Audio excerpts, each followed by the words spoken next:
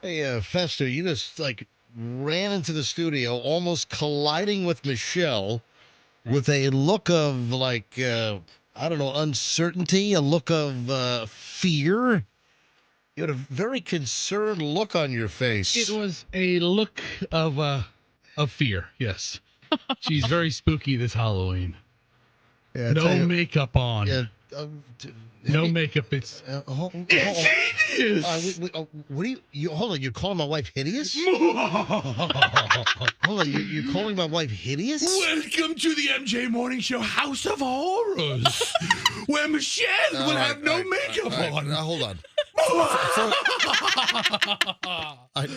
First of all, what are you hopped up on this morning?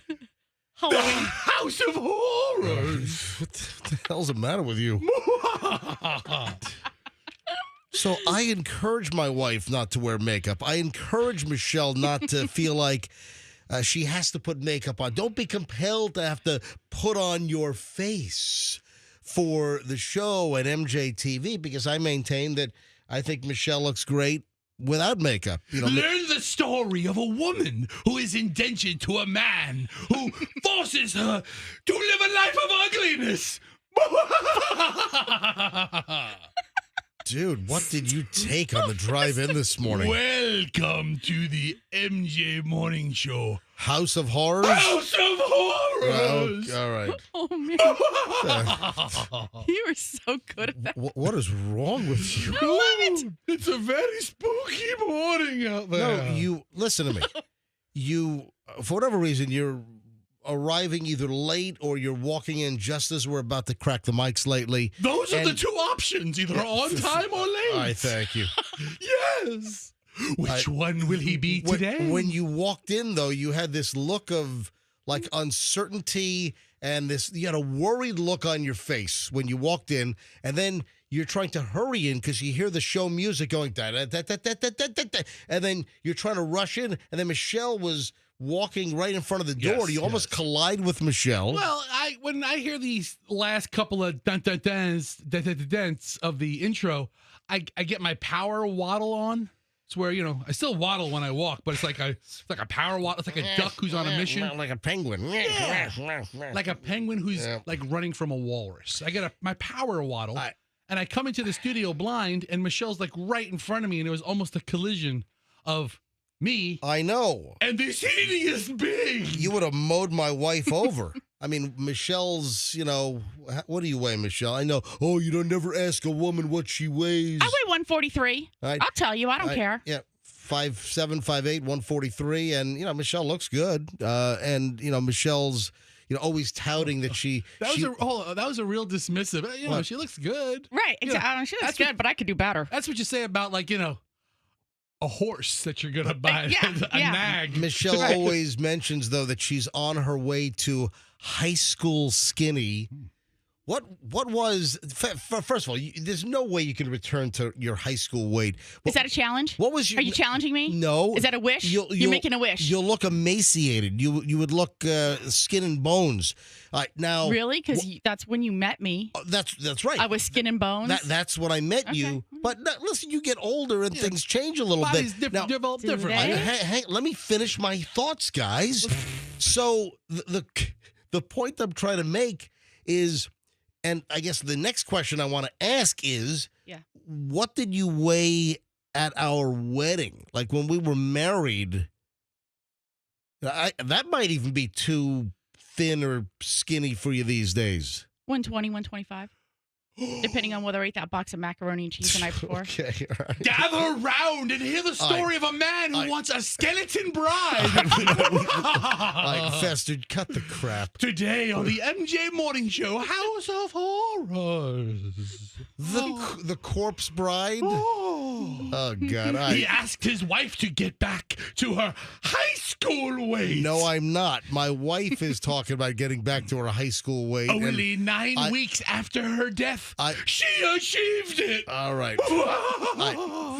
Fester, I'm quite the opposite. I do not want Michelle to get back to her high school skinny weight. He tried to plump his wife up until she exploded. You've got to do that all morning because I'm going to be laughing all morning. the day. Today's the day. It's the only day, and it's awesome. I Let's love it. go. I'm going to throw an HP printer at your head if you do that all day. Hear the story of a man who is throwing office supplies at large people. You know what I'm very fearful of today? What's that? I'm very fearful of the amount of K-pop demon hunters Halloween costumes that I'm going to see. It's like the costume of the year. Yeah, I know. Or 6'7". I'm sure there's going to be some 6'7" crap, but from what I'm seeing, the Halloween costume of the season, at least for the girls, could be the K-pop demon hunters costumes. And again, K-pop. Hold on. K-pop is sort of a genre. Meredith's daughter Hold on. was doing K-pop kids. Oh, I was going to be that for Halloween, but he wouldn't go along with the other part of Oh. it. Is that Velma? Yeah. Oh my God, Yeah, that's not Velma. Are you Velma? Yes. Yeah, that's so. Scooby Dooby Doo. Yeah, Meredith just walked by, Oh, and man. Meredith is dressed Oh. like Velma from Oh, my God. Zoink Scoob. Yep. It's Scooby Doo, and Meredith, Oh, who does God. middays on Q105, is dressed as No. Velma. Oh yeah. Oh, you like it? Oh Okay, yeah, it all does. right, good. It checks all the boxes. Okay, this is good. So we years ago, when the kids were little, we did the whole Scooby Doo Oh, gang. that's cute. Yeah, I was like that. I was Fred with the stupid ascot. That was your favorite part? Yeah. That's I got- why you wanted to be I Fred. got Yeah, to tie with the blonde hair, right? the ascot. I had the stupid wig, and I had to tie an ascot around my neck. Yes. And then Michelle was Daphne. Oh, nice. With the purple dress? No, I What? was not. Where is your memory? Oh, I'm sorry. You were Velma. Velma. I literally just yelled at Meredith. I was that. And I'm sorry. I'm sorry. What was Meredith? Was Michelle sexy Velma, or was she just Velma? Michelle's always sexy. I'm Velma. just asking. Back Oh. paddle back. Of course, I was sexy Velma. I don't know. Of course. I don't remember Velma's skirt being that short, but I'm here for it. All right, hold on a minute. So, Yes. Meredith, you are slutified Velma. No. You know, I'm leaning on it. I did show up to work one year where maybe it was tad inappropriate. I was a maid, and then Ron was not. He did not appreciate my outfit. Hold on, big scary. Yeah, I was like, okay. Well, he's I'm only stuck been in a studio most of the day. he's only so- been here a couple of years. I But know. so what? A couple of years ago, you were sexy French maid. Yeah. And he was just like, he sent out a Tampa All email. He was like, please make sure you dress appropriately. I was like, I know what this email's about. Wait a minute. Were you It's like? about me. Were you like a street walking? What? Maid? They're French street maid? walking maids. No, it was like a housemaid. But yeah, Yeah, it, was but it was short, it I was- guess. It was too short. Okay, all right. Well, Yeah, but anyway. Hey, the all right, wig. well, Yeah. It you does, like it? It does it. Well, Yeah. yeah, okay. Yeah, All right. it does. Okay. now, Why are you dressed up? have you ever seen me dress up for Halloween ever? No, and that's a shame. And anyone else on your crew dressed up? We're all dressed up as Oh. Scooby Doo. Oh, you are. So, Yeah. all right, very yeah, good. The whole. What's the whole show. Who's Orlando? Orlando is the dog. I Oh, was about to say Aw. he's Scooby, right? He's Scooby. Scooby-Doo. And I think Rich is Fred. All So. right, gotcha. Okay, all right. So, all right, have fun, guys. All right. But anyway, her daughters are K-pop. Yeah. So That's why he called her in. Her two kids are the K-pop There we go. people. Let's Yes. get back to the root of the matter. We were distracted by everything else. I just said my horror today is how many kids are going to show up as K-pop demon hunters. My kids, one of my best friend's Right. kids are, so. You know what? I'm going to issue a policy right now. What? If you're dressed as K-pop demon hunters, no candy for you. Why? The movie is so good. I and wanna the watch songs it. are so great. It's It's a good, good movie. right? It's a good movie, and the music is great. Hadley and I watched it. It's a good movie. Don't be a grump. I'm, Yes. I'm kidding. Uh-huh. No, you're not. All right, I- I gotta go. I gotta go. Go, I'm go, joking. go. I'm kidding. Go talk about rap music. All right, so All right. hold on. K-pop is a whole genre of Korean pop music, right? Yes, but now there's a movie, K-pop Demon All Hunters. right, but the girl band, what are they? What's the band called? What's the name of that band? Where I think they even popped up on Saturday Night Live. No, those I think were the girls who played, Oh, or maybe they actually sing the songs. It's one or the other. They have a song, I think it's called Golden, and Hadley sings it like incessantly. hold on. What's the name of the?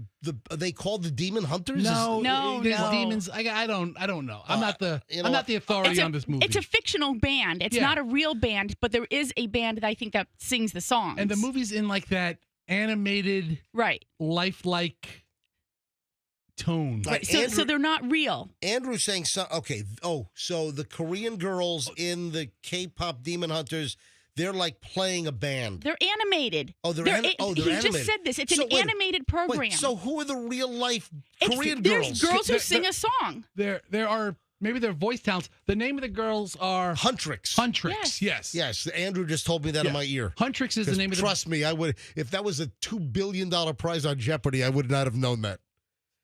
All right. I'll tell you right now. You may not like this movie by yourself, but I bet you if you watch it with Chloe, even though she's a little bit older, No, even though she's 24. she would enjoy it. Okay. She would enjoy it. It had a good movie, good premise, girl power, demon I'm gonna watch it today. killing. No, you're not. Yes, I am. It's a good It's movie. on my list of things to watch. All right. You don't get to tell me what to do. You're not the boss of me. Mitch, if you want to have fun, let's schedule a time where you can watch it with Hadley. You're she not. Yes. She knows every song. You're not the boss of me. And now I'm getting that. All right, folks, back in a second. Just getting rolling on the Halloween broadcast. Give me a moo ha ha ha ha ha. All right, MJ Morning Show. Oh, I did something wrong. It didn't work because I did something wrong. Hang on. What did I do wrong? We'll tell you next on the MJ Morning Show. Back in a second. Good morning.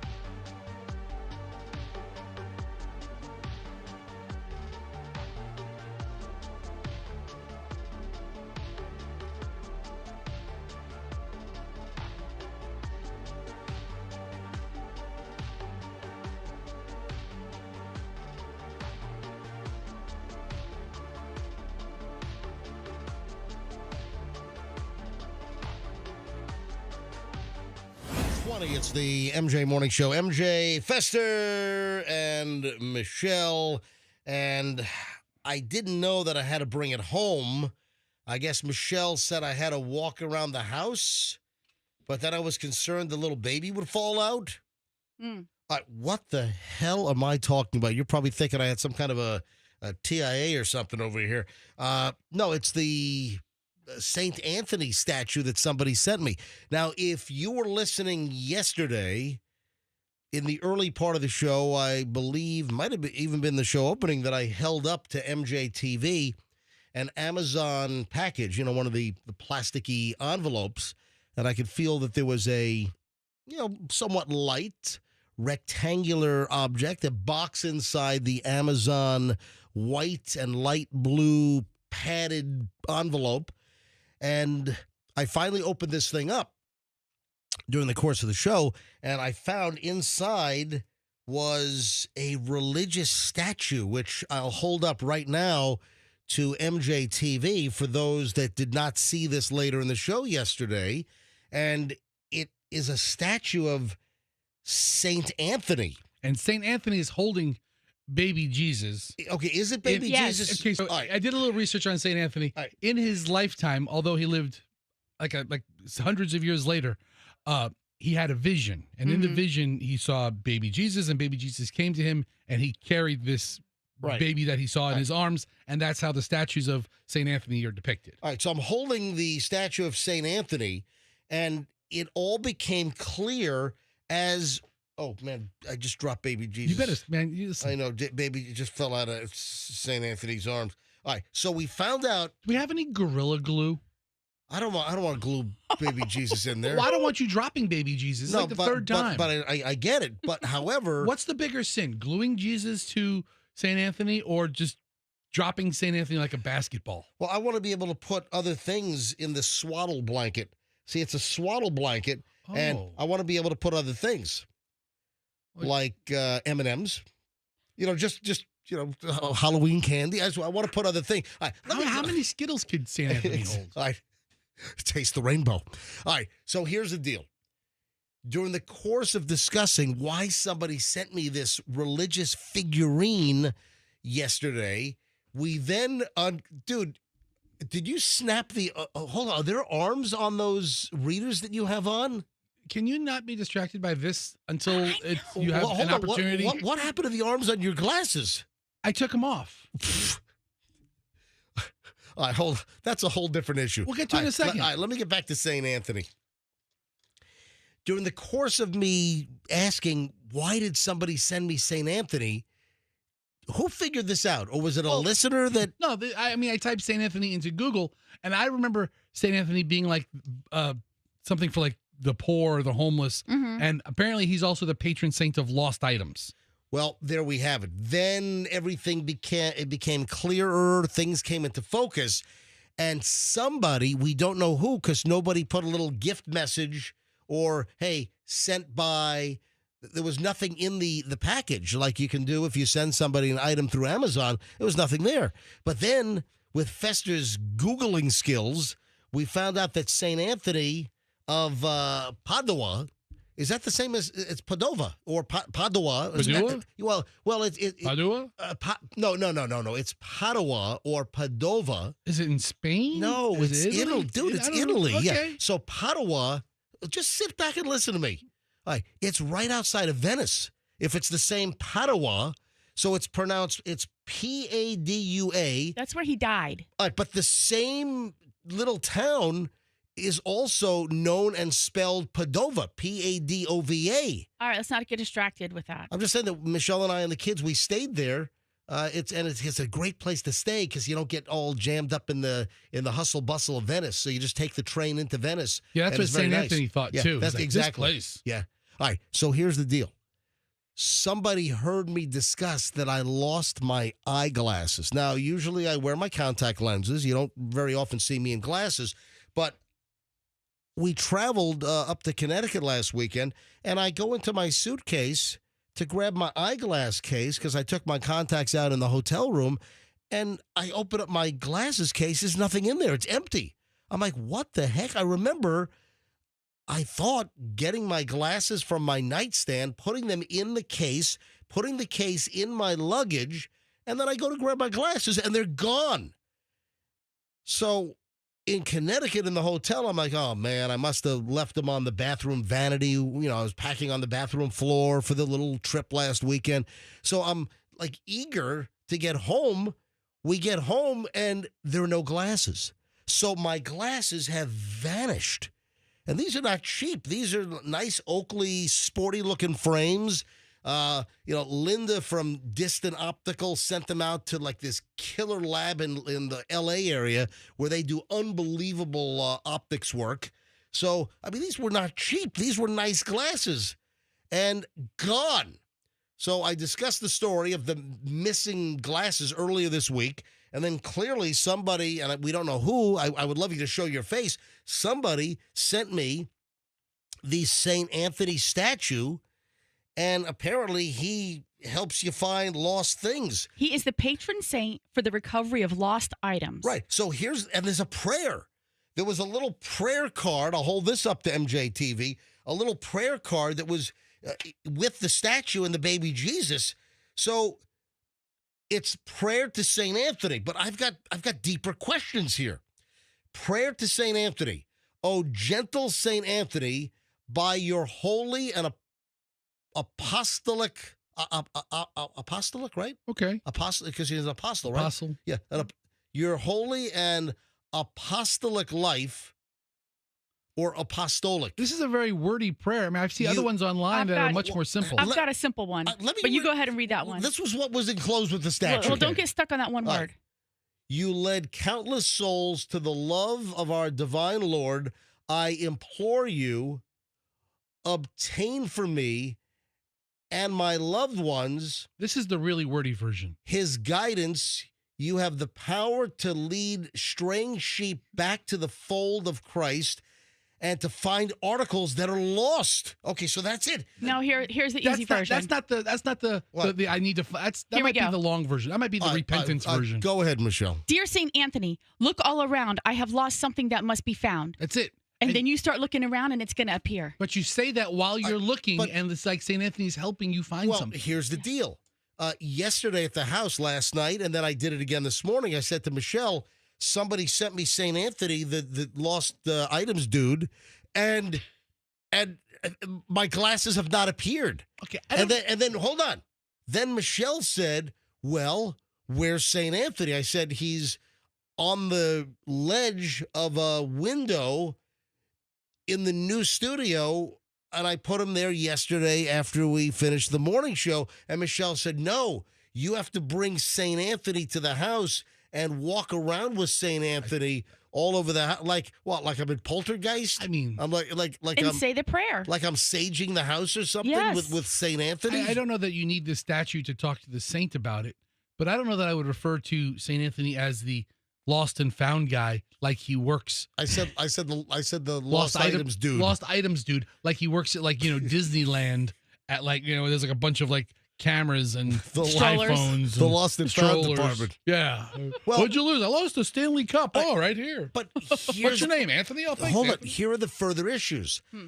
Number one, is it going to work for me if I'm asking St. Anthony to help me find my lost glasses so I don't have to shell out another $400 or so? Is it going to work if, number one, I'm not Catholic? And number two, I'm not a religious person. Okay. Okay. So Maybe it doesn't work for you. is it going to work for me? And do I need to bring St. Anthony home? I can get you baptized. Probably do it. Do it this weekend. Yeah. Yeah. You want me to arrange that? You know, Yes. first you probably have to go Yes. to. No, I'm saying yes to No, Fester. first you probably have to go to a confession. Oh, no, he'll never do that. You sit behind the screen and you have to. Yeah. Isn't all it right. good in there, though?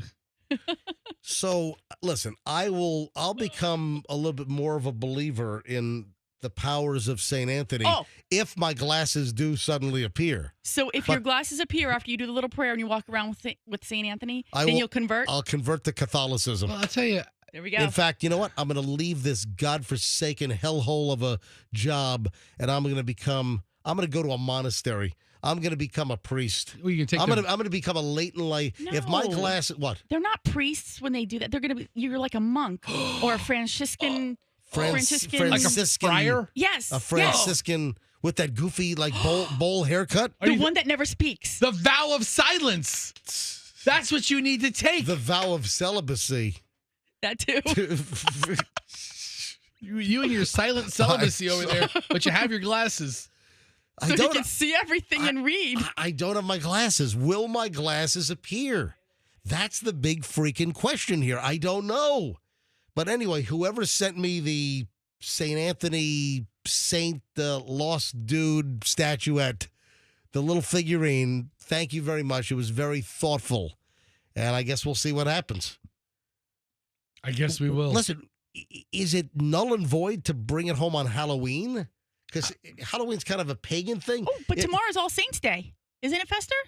Yeah, isn't the day after Halloween All Saints Day? I think right. so. All right, well, maybe then I do bring it home, and then I ask St. Anthony to find my glasses tomorrow. Boy, if he found the glasses. Because the Lost and Found St. Anthony's department might be closed on Halloween. That's all I'm saying. How many glasses do you think they have at St. Anthony's Hospital that people have left there over the years? Have you seen my glasses? Or people that checked out and left their glasses. I Right. don't know. All right, 6:32 at the MJ Morning Show. Let's go with caller number 7 right now, 800-990-1047. 800-990-1047, the seventh caller. If you're the seventh caller, you give me a 5-digit code. If that code opens up the safe, you win the $100,000 inside. with the MJ $100,000 cash code. All right, so that's coming up. Also, a great pile of morons in the news, the Halloween edition. Now, do I have any Halloween-related stories? Not yet. I'm pretty sure those are going to come on Monday because I'm sure they're going to be all kinds of Halloween-related morons in the news. Yes. And since we're not here on Saturday, we'll have to do it on Monday. So the morons in the news next here on the MJ Morning Show. Don't move. Hey, nobody, I mean nobody, knows diamonds like International Diamond Center, and nobody prices diamonds more fairly than IDC. And now that's going to include lab-grown diamonds as well. If you're considering a lab-grown diamond, IDC has made phenomenal arrangements with a wholesaler, and they can save you a whole lot of money. They can save you thousands. See, the fact is, a lot of these lab-grown diamonds being sold online and through other retailers are grossly, I mean, like almost maliciously overpriced, with markups as much as 800%. Now, let's be very clear. The great people at International Diamond Center at IDC, they prefer natural diamonds. But they got sick and tired of seeing lab-grown buyers being taken advantage of, so they found a way to offer a much less expensive lab-grown option. So real diamond or lab-grown, listen, IDC is just the trusted diamond source. It's another example how IDC is revolutionizing retail jewelry, more transparency, honest pricing, long-term vision. Listen, don't buy a diamond, natural or lab-grown, without IDC. Tampa, Clearwater, Lakeland, Sarasota, and please tell them that MJ sent you. Westfall Roofing is your roof educator. What do I mean by that? Well, you can go to Ryan Westfall's YouTube channel. Just go to YouTube, type in Westfall Roofing, and you can see the whole series of special videos about your roof. Things like proper ventilation, wrong gutter installation can really mess up your roof. Leaf debris can hurt your roof. Protecting your home when they do work, making sure your shrubs don't get damaged, your trees don't get screwed up. What about roof leaks caused by rodents? I mean, there are all kinds of subjects from Westfall Roofing on the YouTube channel. So get educated. Get a new roof. Get a great repair. If you have any roofing needs, you want to call Westfall Roofing. That's westfallroofing.com. Leak, need a new roof, it's Westfall Roofing. Tell them MJ sent you, westfallroofing.com. Traffic's on 635 here, Shriner, MJ Morning Show, morons of the news, next.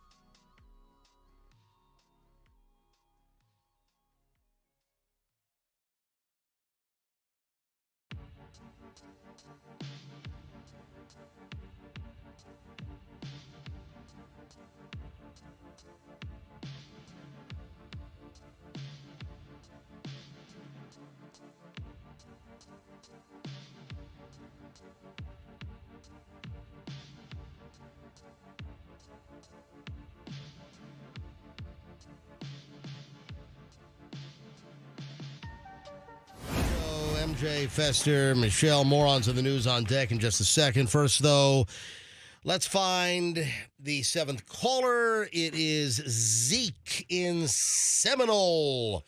Zeke, welcome to the MJ Morning Show. Give me a 5-digit code, and hopefully, Hi, good morning, MJ Morning Show. Hey, good morning, Zeke. How are you? Listen, give me a 5-digit code, and hopefully, it'll open up this flipping safe. Okay? Well, really, I really hope it's 11007.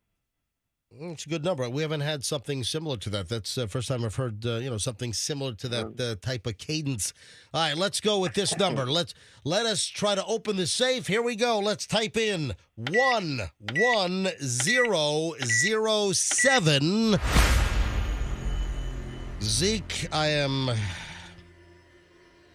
horrified to inform you that did not open the safe. It's probably as good as any other number. Zeke, you know what? In the game of odds, you are correct that you have an equal chance to pick any of the numbers. No, but one number is better, Zeke. They're not all equal. Yes. One number does win it. We might never know. Well, I think we get to maybe open the safe. I'm working on it, dude. Oh, we'll reveal the number on Monday.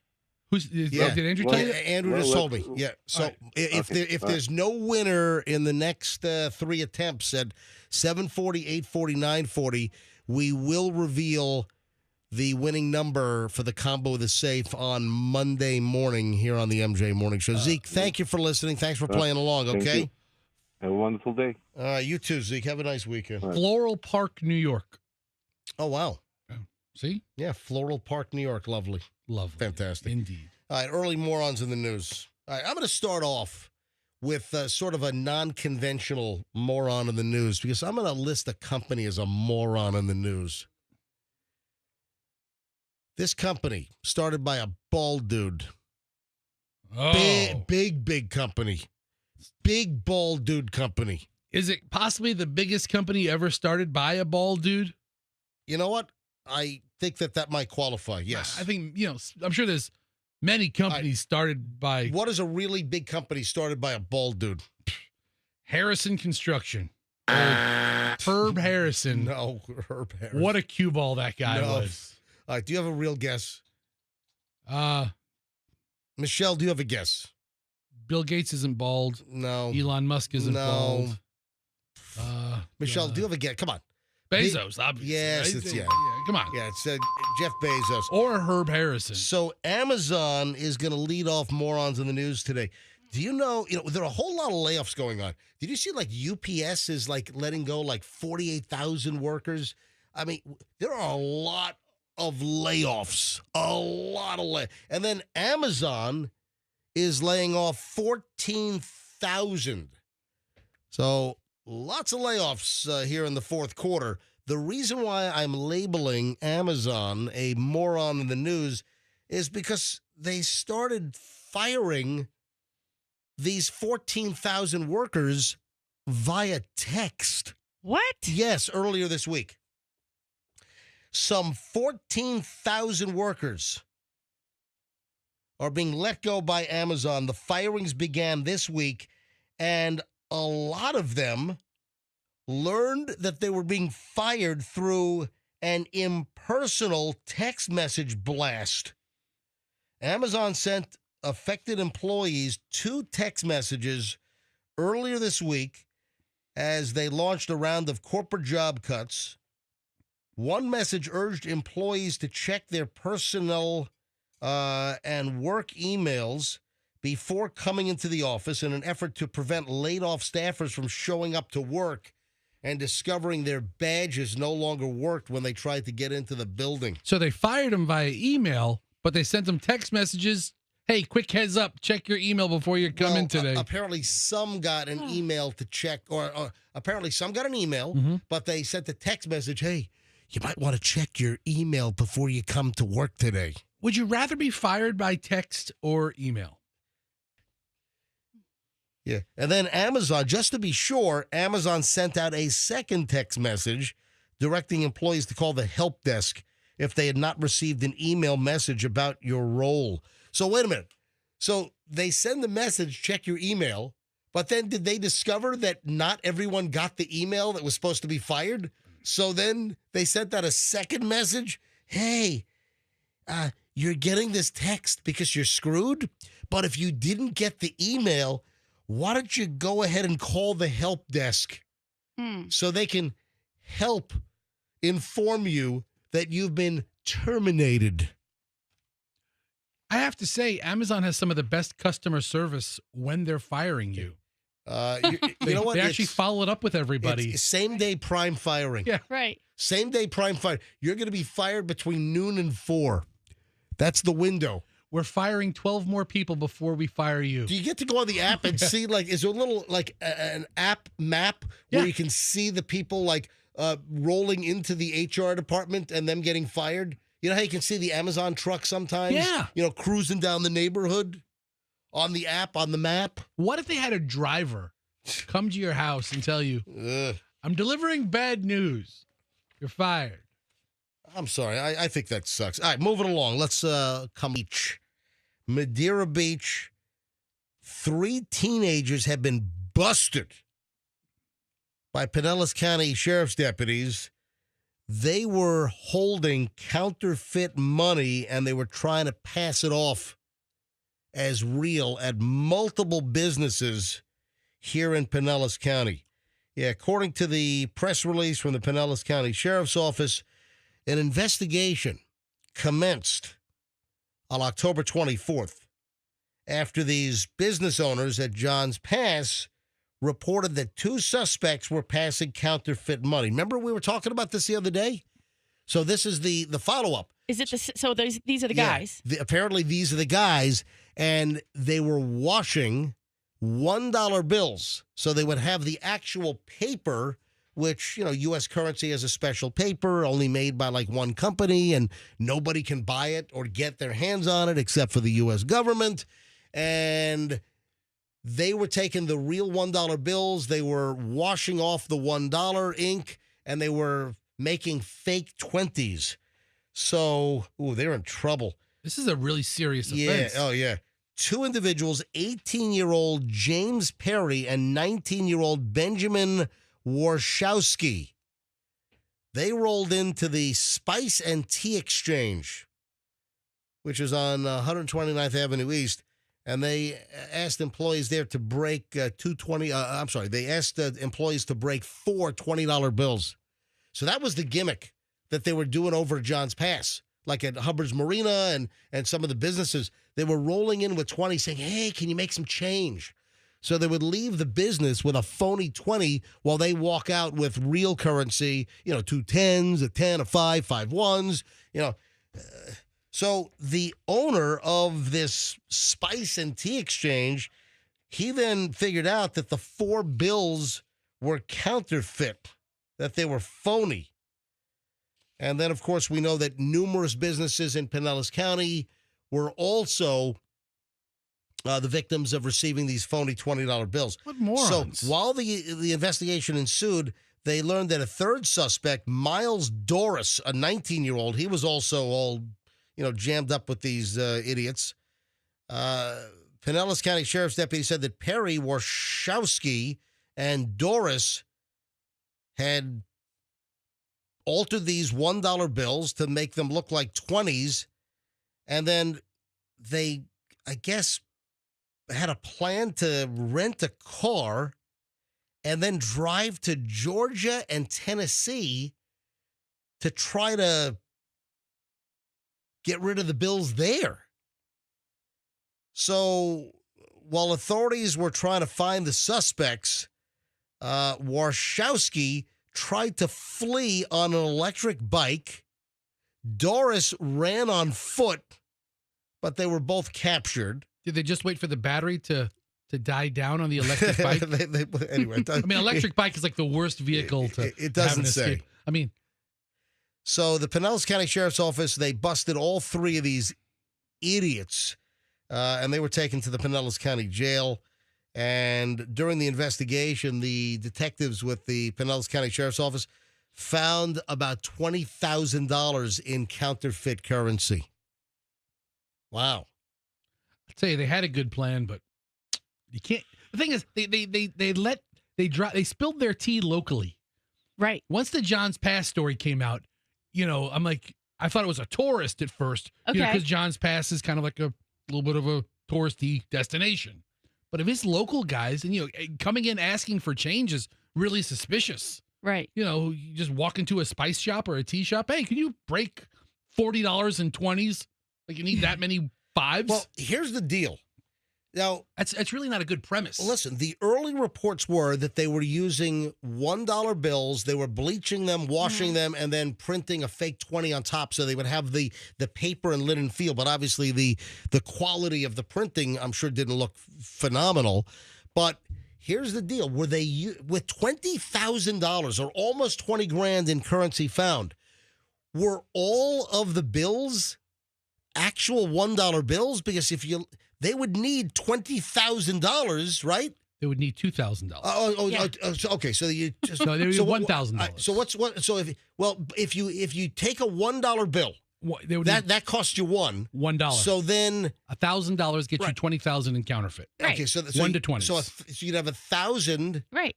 $1,000 turns into $20,000. But if you're using a 1, then your profit margin is 19, though, right?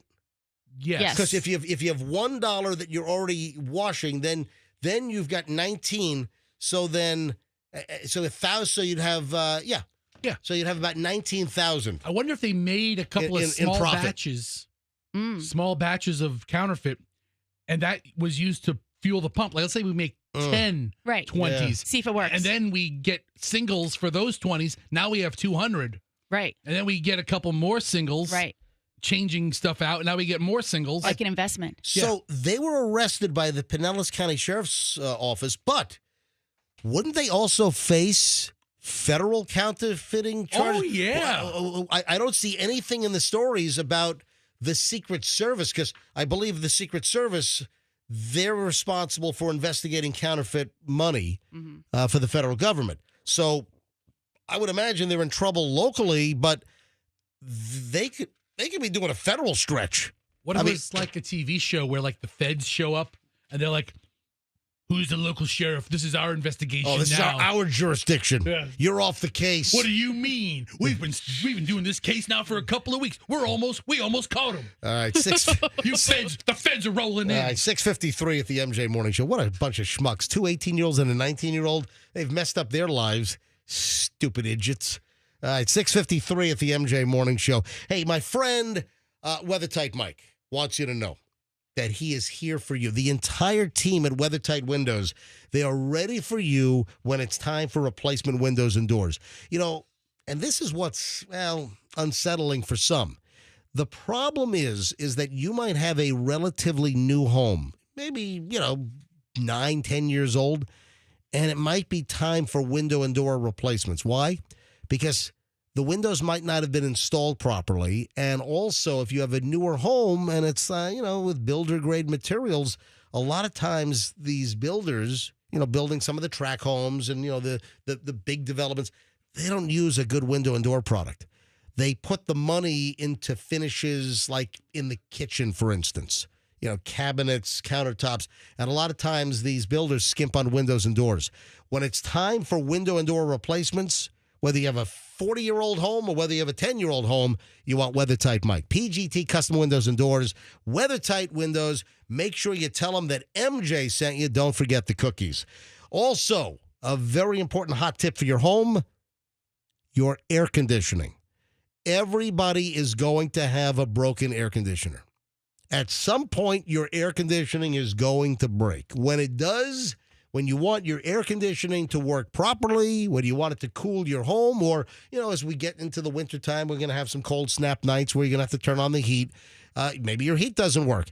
Call Plan B Air Conditioning. What's your plan? I'm going to tell you right now what the plan is. I'm going to help you out here. You call Plan B Air Conditioning. 813-PLAN-BAC. 813-PLAN-BAC, or go to the website, planbairconditioning.com. Instant coupon. You mention me, MJ, to Plan B Air Conditioning. When you book your appointment, just tell them, hey, you want the 10% MJ discount. Simple as that. PlanBAirConditioning.com. Tell them MJ sent you. Traffic's on 655. Here's Shriner, MJ Morning Show back in a minute.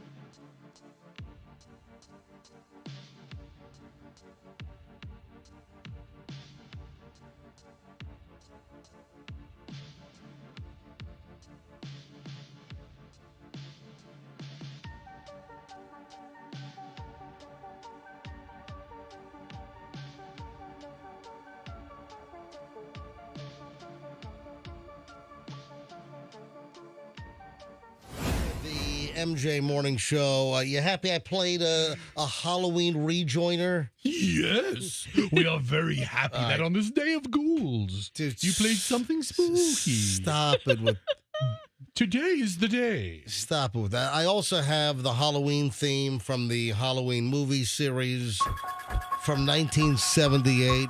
Well, don't play all your music now. Yeah, you're ruining it. We could play it for the intro to the next segment. No, I played that when we opened up the show this morning at 6 o'clock. We could play it all through the day. Do you know the music is credited with saving a horrific bad movie and helping to propel the franchise? Did you know that it was thought that the original Halloween movie from John Carpenter from 1978, the original, Michael Myers, Jamie Lee Curtis, you know, of course, the babysitter, right, in the original Halloween movie. So the movie, when it was originally screened, was like so bad. It was just a terrible movie. But then John Carpenter came up with the music after the fact, and it was determined that the music helped save the movie, make the movie a hit, and kind of propelling it into, you know, horror genre fame. Yeah. In fact, if you do what did you just search, Fester?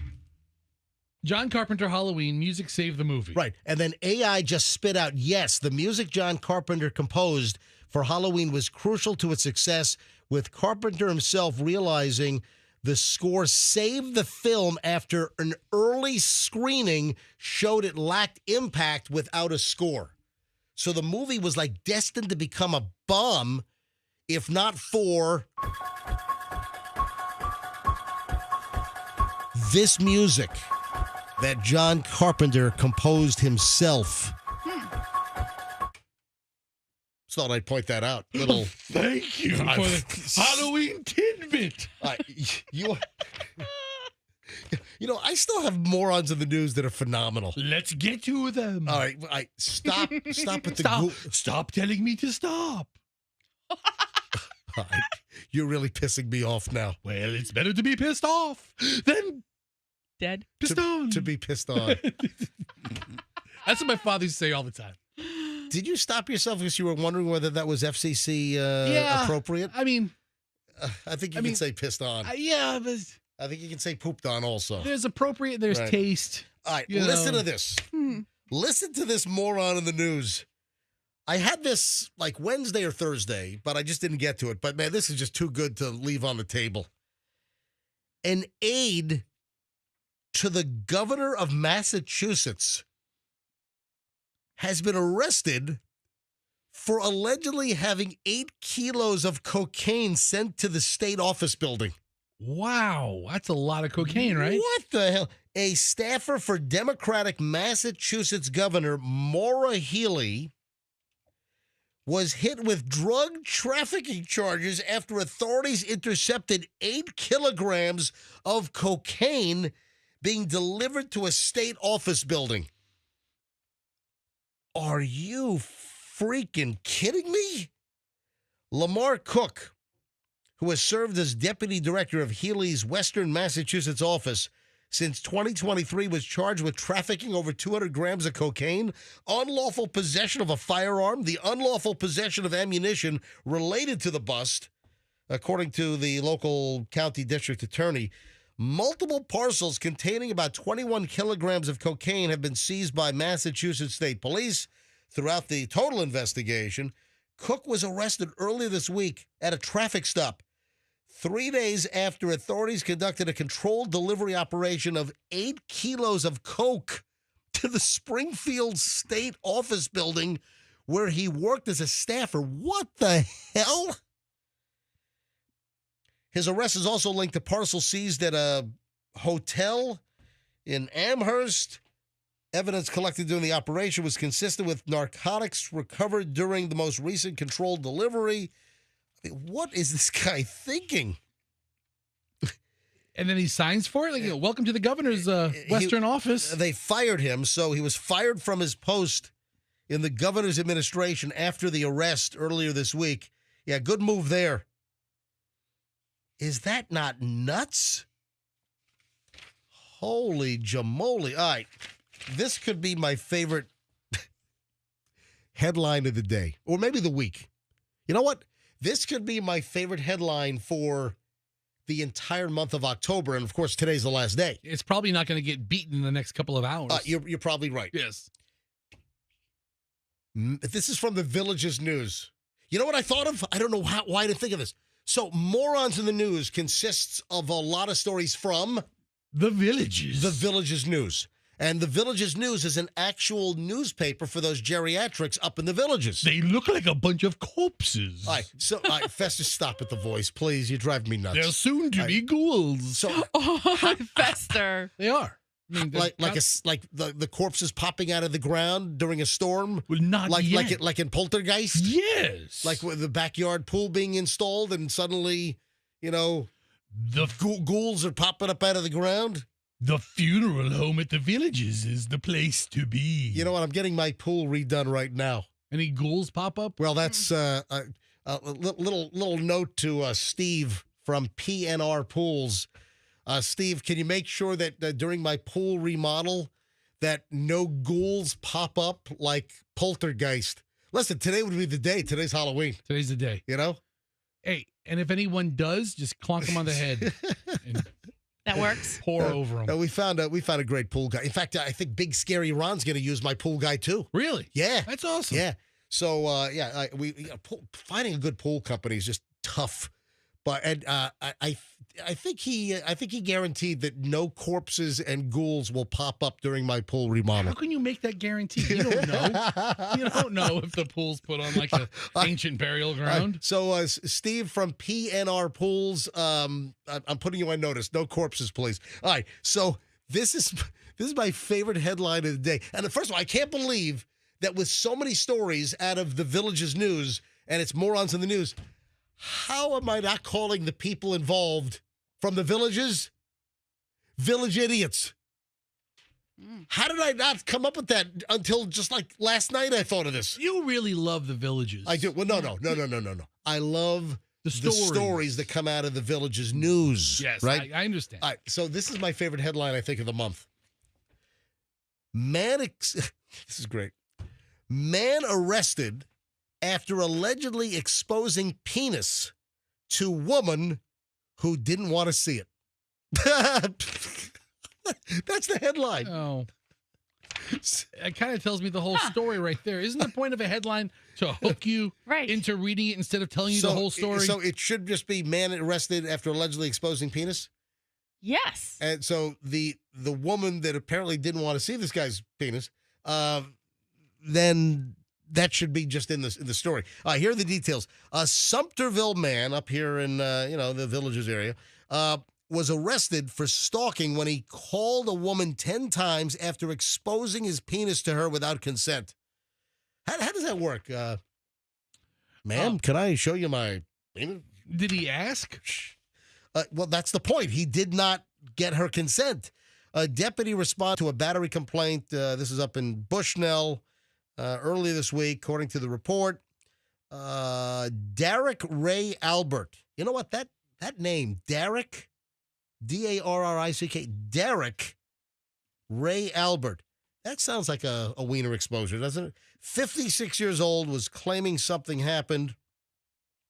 But during the investigation, it was revealed that he was battered for allegedly exposing his genitals to a woman victim, to a female.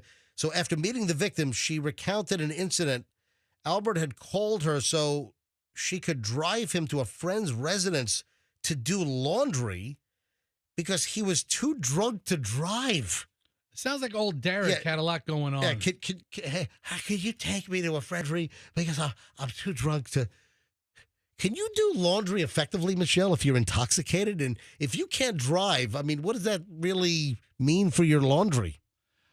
Well, you might mix the colors. I don't know. You mix the colors, you know. You Accidentally use bleach? What if you're working with rough chemicals sometimes? She drove him to the friend's house, and during the process, while on the road, he pulled his penis out of his pants and yelled at her to look at it. Okay.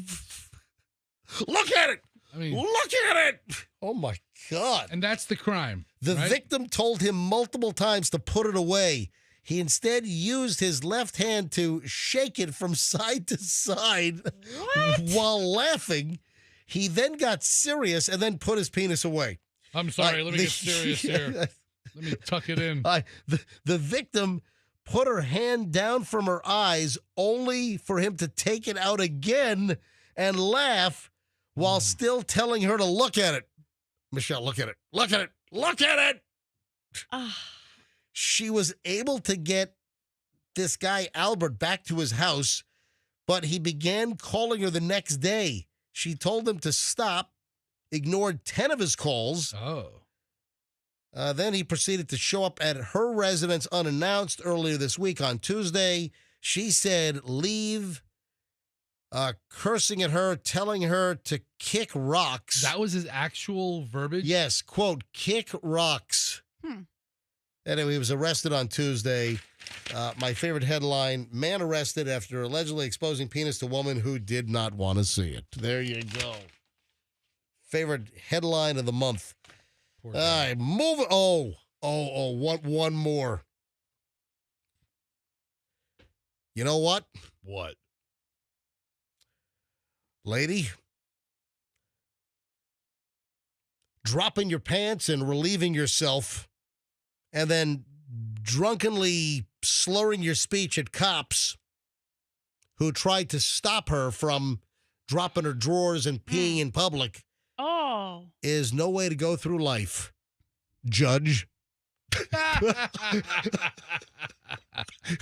It was a female judge. Oh, my goodness.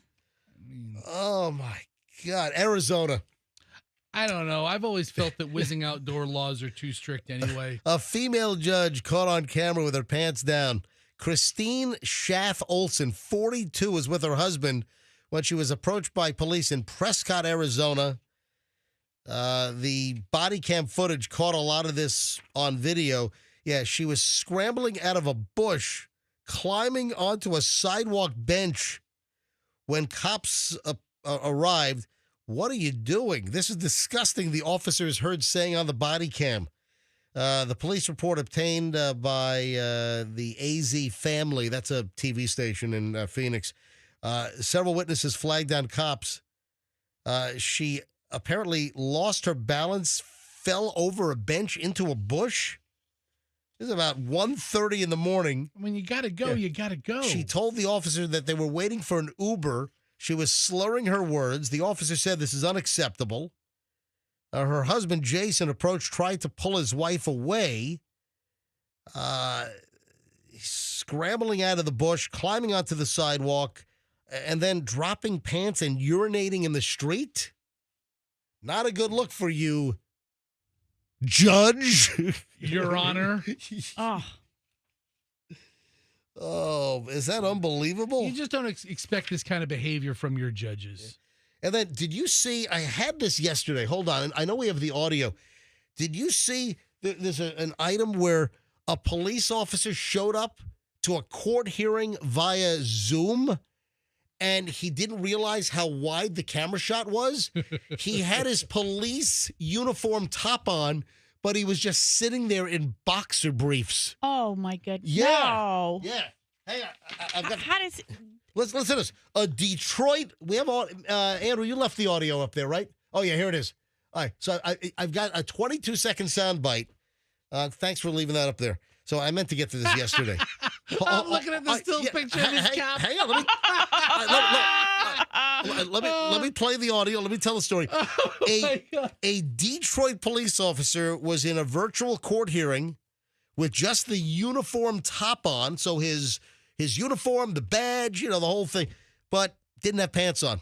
Officer Matthew Jackson introduced himself to the virtual district courtroom on October 27th with nothing below the waist but a pair of underwear. And the judge obviously asks the appropriate question here. Listen. Mr. Jackson, good morning to you. Can you put your appearance on the record, please?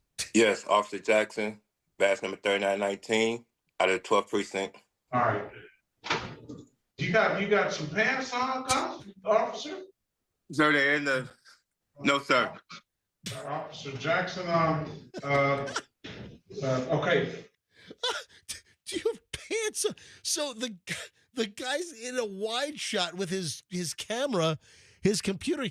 Can't you see? I mean, whenever I do a Zoom call, you see yourself. You can frame your shot. You add a goofy, stupid background or blur the back. I mean, you have the option to do these things. He's just sitting there, and the camera is like at waist height, and you see up from his knees up his thighs. Because he's not sitting at a desk like most people who are doing this type of thing. They're sitting at a desk or a table. He's like sitting on a couch or something. Right, he's sitting on the couch with it's on his coffee table. Like his laptop's on exactly. Yeah. So his laptop's like on the coffee table. He has no idea. And he's sitting on a couch. But he sees in the view window what he looks like. He should. I've been on dozens and dozens of Zoom calls, and I always try to just wedge my whole face in there. Right. So they can't see anything below, my collars. That's how Zoom call. But this had everything hanging out. You got some pants on, officer? That's the judge. You got some pants on, officer? You got some pants on, officer? How often do judges have to ask cops if they have pants on? I mean, maybe more than they think. Man, pants on, pants off. This is the advent of, this is the Zoom etiquette. Jacket on, jacket. Oh. Yeah, take right off. Okay. That's terrible. I wonder what kind of reprimand this guy gets. I didn't see anything. I don't think he's been suspended. Is there any update on this? I haven't seen any comment from his superiors from the Detroit Police Department. Is it a mild reprimand? I mean, okay, poor judgment. What am I doing there? Making love? No. Oh. I'm trying to do Eddie Murphy, because remember Eddie Murphy in Beverly Hills Cop, he came from Detroit Police Department. Yep. That was your Eddie Murphy impression? Yeah. That Eddie Murphy laugh, kind of sounds like a seal a little bit. Sounded nothing like what you were doing, though. All right, so the Detroit Police Department, the latest is investigating, and this is great. The Detroit Police Department plans to remind officers about proper courtroom etiquette and attire. That is appropriate. Yeah, make sure you're wearing pants. Good move, Detroit. Yeah, so this has gone viral in the last day or so. Detroit Police Chief Todd Bettison said that his officers are required to present themselves and represent themselves in a dignified and professional manner while attending court proceedings. I will say his upper half. What about other proceedings? I mean, what if does this guy drive around in his patrol car with no pants? I mean, if you just see the cop just driving from the uniform top up, then I guess you could be driving your car with no pants on also. The involved officers' actions are not representative of the professionalism of this department and will be appropriately addressed to maintain public confidence. So is that, Michelle, do you think that's worthy of a suspension? If it's his first time doing this kind of procedure, maybe he just really was unaware.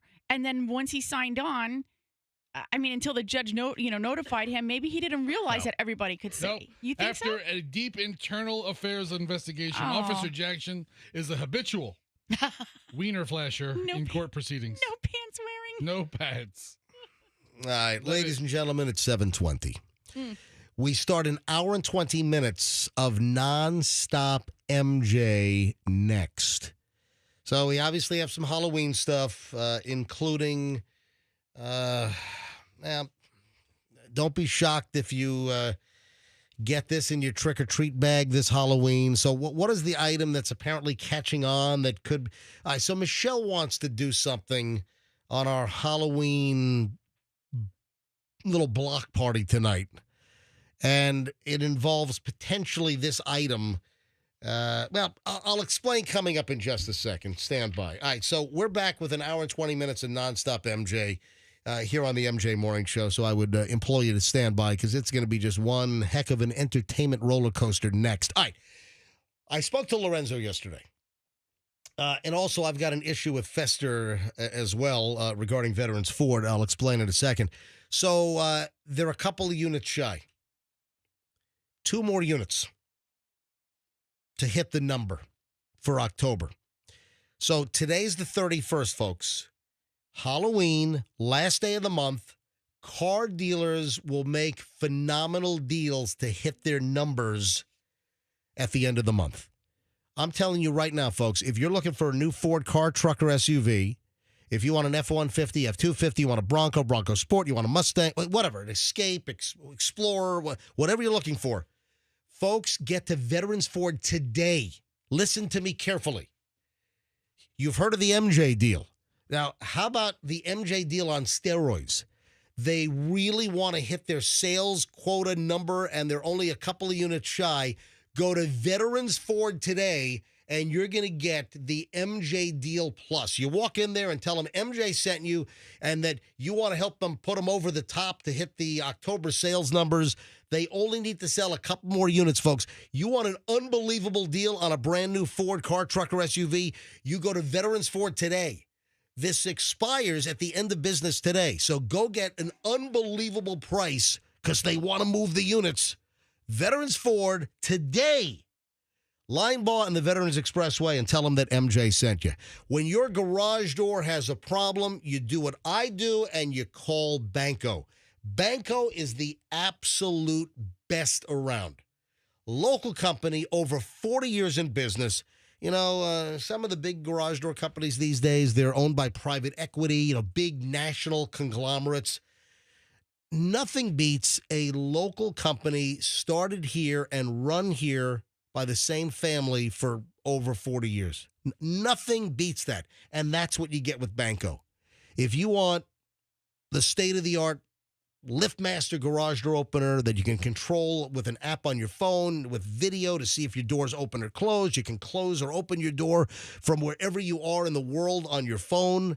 If you want that technology, if you need a new Clopay garage door, if you've got a broken spring, any issue whatsoever with your garage door, folks, you want Banco. Bank on Banco, BancoDoors.com, and tell them MJ sent you. We're also giving away a $2,000 garage door. I'll give you full details on that coming up in just a bit. You can win that. 723, traffic's on. MJ Morning Show back in a minute. The accident on 75 South before I-4 continues to be a problem. The 2 right lanes are blocked, and now traffic is backed up almost to Bruce B. Downs. Another crash on 75 South at Sims Road. We have a crash on the Selman Expressway westbound at 301, and a crash on...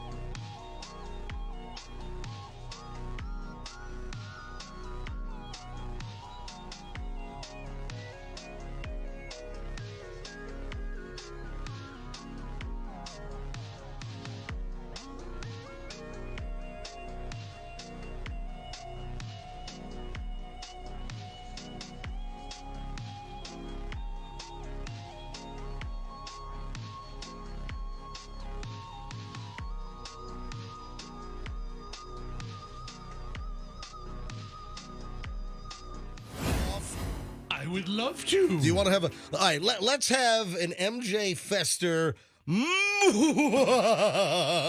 off. Okay. And let's see, Michelle, you be the judge. Who does the better? All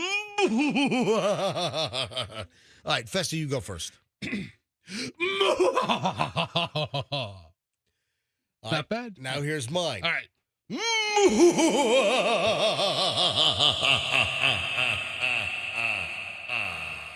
Wow, that was really good. I also have the advantage of the echo machine. Well, that was the only the reverb machine. That was the only reason why yours was good, was the echo machine. Yes. I mean, you don't have the maniacal. What was that, Michelle? It's like you never turn my mic on. I should just go home. You should just go home. Right. I mean, Well, all the time. your mic was 5 feet from your face, so I had your mic off because I know you had to bring the mic to you. So no, I that's not true. You're lying. I'm not lying. Your mic was nowhere near your face. It's been here the whole time. No, you just moved it there. All right, so who has the better moo-hoo, ha-ha? You know what? I like Fester's because his is maniacally friendly or friendly. Or mean. No. Or devious. Maybe. Or ridiculous. All right, stop with that voice. All right, stop with the voice. Absolutely not. All right, so He's doing it all day. All day. this apparently has been gaining steam for. What is the What is the history of this? Have you ever heard of people passing out potatoes instead of candy for Halloween? Yeah, I heard of. I think Hadley or Hudson received a small potato once in the past, and it was trick or treat, and you got a trick. The guy gives you a small potato.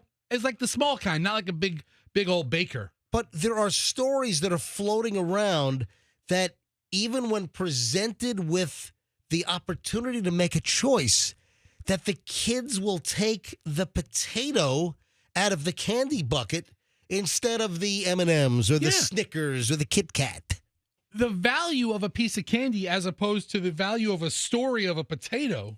I mean, of course you take the potato. It's not even a decision. What, here's another small pack of M&Ms? You're probably going to get 100 of them by the time the night's over? Some people have been doing this for years, handing out potatoes, but I guess in the last couple of Halloweens, it's starting to, I guess, pick up some more momentum, and more people are handing out potatoes to trick-or-treaters. So if you're out and about tonight trick-or-treating with the kids, or if you are a kid and you're offered a potato, I guess this is sort of catching on. And here's what Michelle wants to do. And I got a whole other Halloween issue with Michelle. Oh, my God. Get to that in a second here on Halloween 2025. So we're having a block party. This is what? This is year 3, 4? 4. This is year 4 of our block party. Mm-hmm. And it was determined that, you know what? We have a whole bunch of neighbors, probably, how many? 1, 2, 3, 4, maybe 7, 8? We have a lot of neighbors. Yeah, Okay. maybe 8. On our block. We have a lot of neighbors, but I you think couldn't guess that? it's about 8. 6, 7. Yeah. 6, 7. All right, so we've got like 8 to 10 neighbors where we will set up in the street.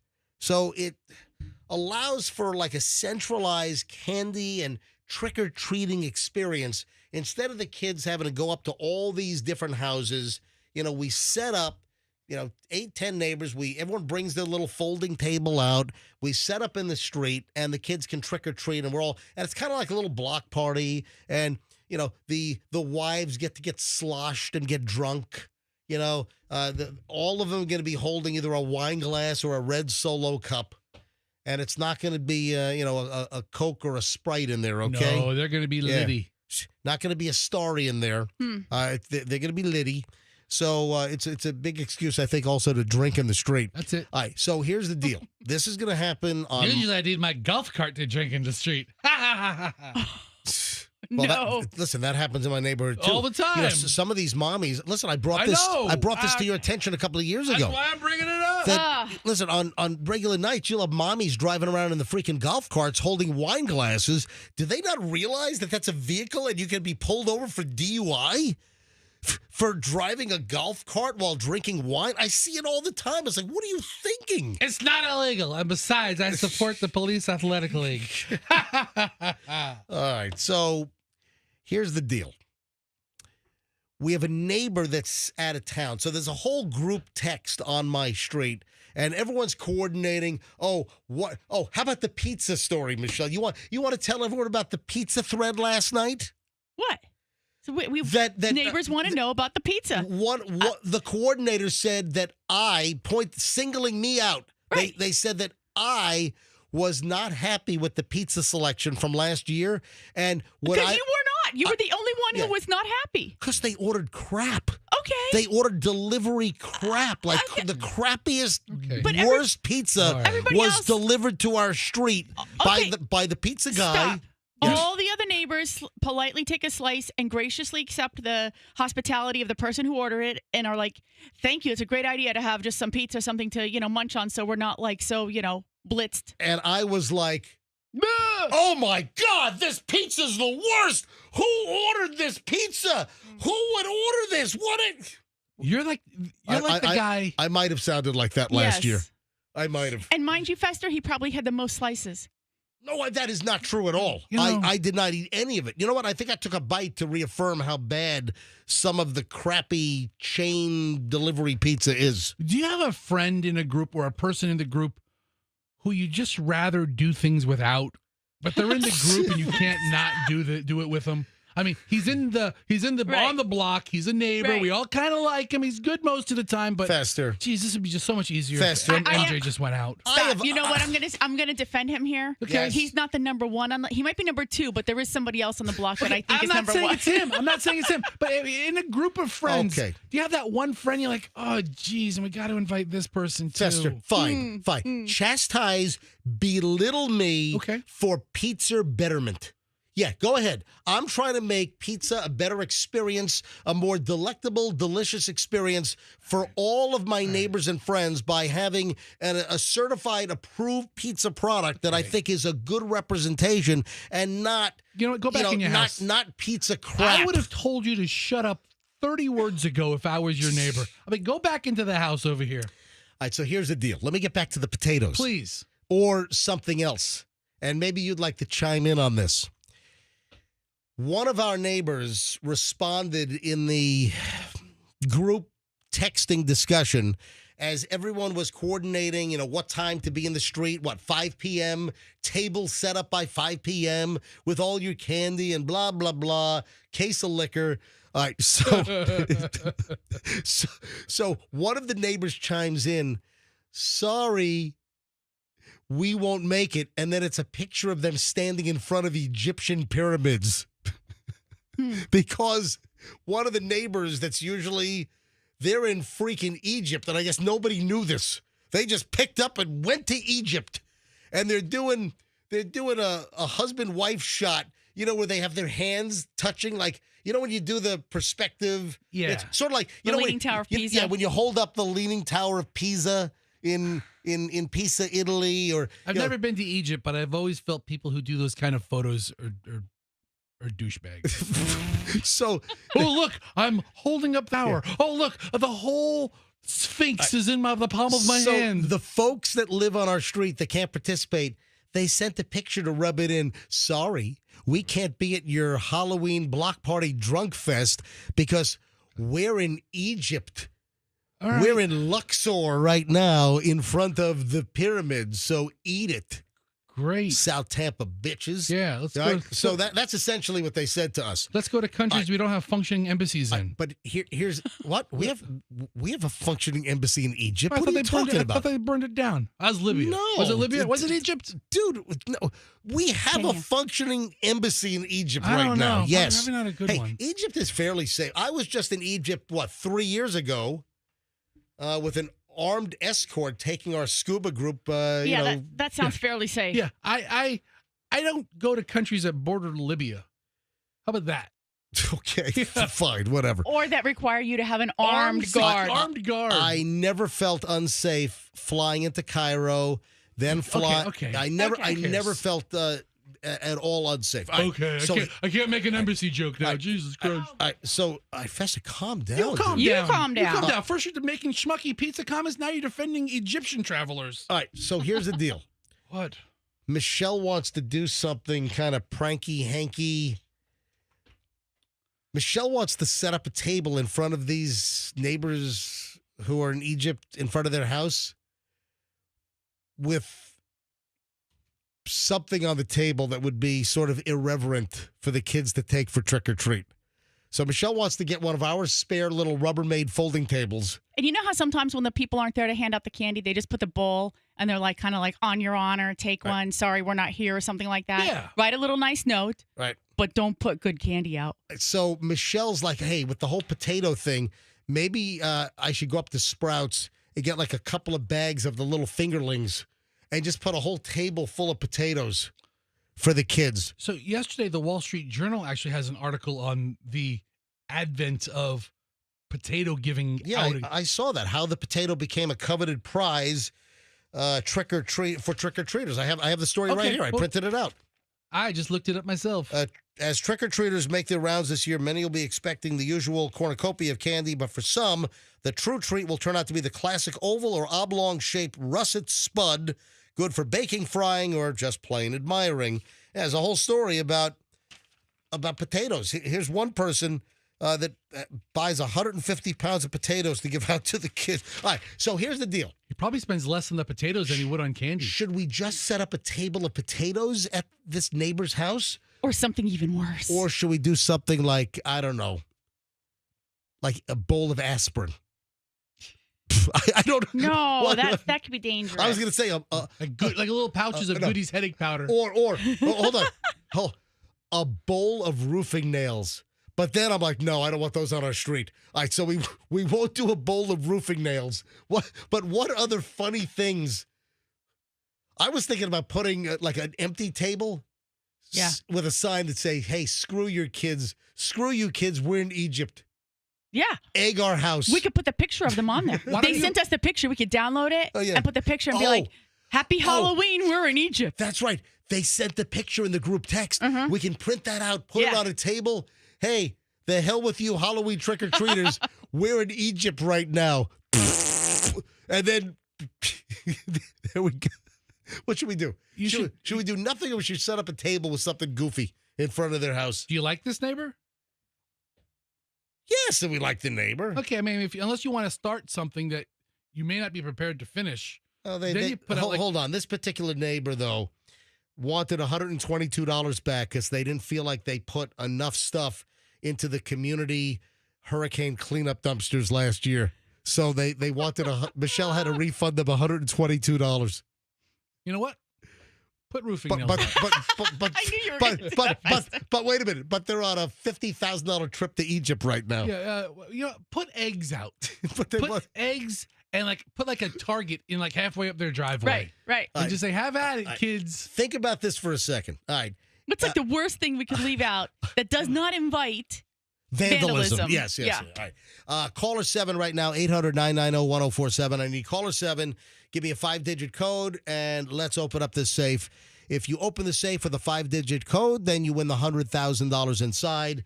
Caller 7, 800-990-1047. 800-990-1047. Good luck.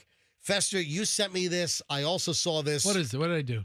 The guy that dropped a 1,917-pound pumpkin on his Geo Metro.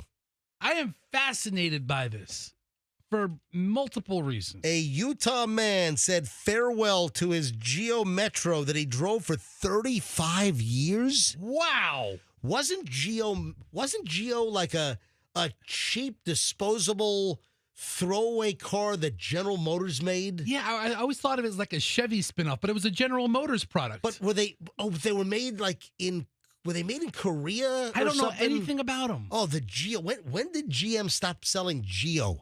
Remember the Geo Metro? Yeah. I mean, literally. I remember Geo had a little convertible too. I think if you sneezed in a parking lot, the car would move. I mean, it was seriously. I mean, weren't these cheap, junky? So Suzuki apparently might have made them for General Motors. Okay, the Geo Metro was a variation of the Suzuki Cultus. That's not an American car. That is the worst sounding name of a car I've ever heard. The Cultus. The Cultus.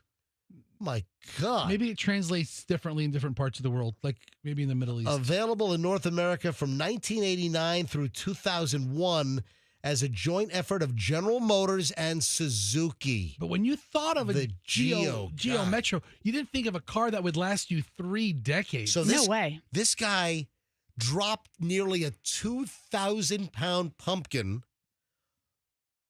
on top of his Geo Metro from nearly 14 stories up. In Utah, Alan Gebert said his 1991 Geo Metro finally stopped running this year, so he decided to send the vehicle off in style by destroying it with a giant pumpkin. Gebert's 1,917-pound pumpkin, which took first place at the Utah Giant Pumpkin Festival way off, Oh, man, I love everything about this story. was hoisted about 14 stories into the air by a crane at Hee Haw Farms in Pleasant Grove, Utah. Oh, look at the size of this Oh, pumpkin. my God. Look at the car.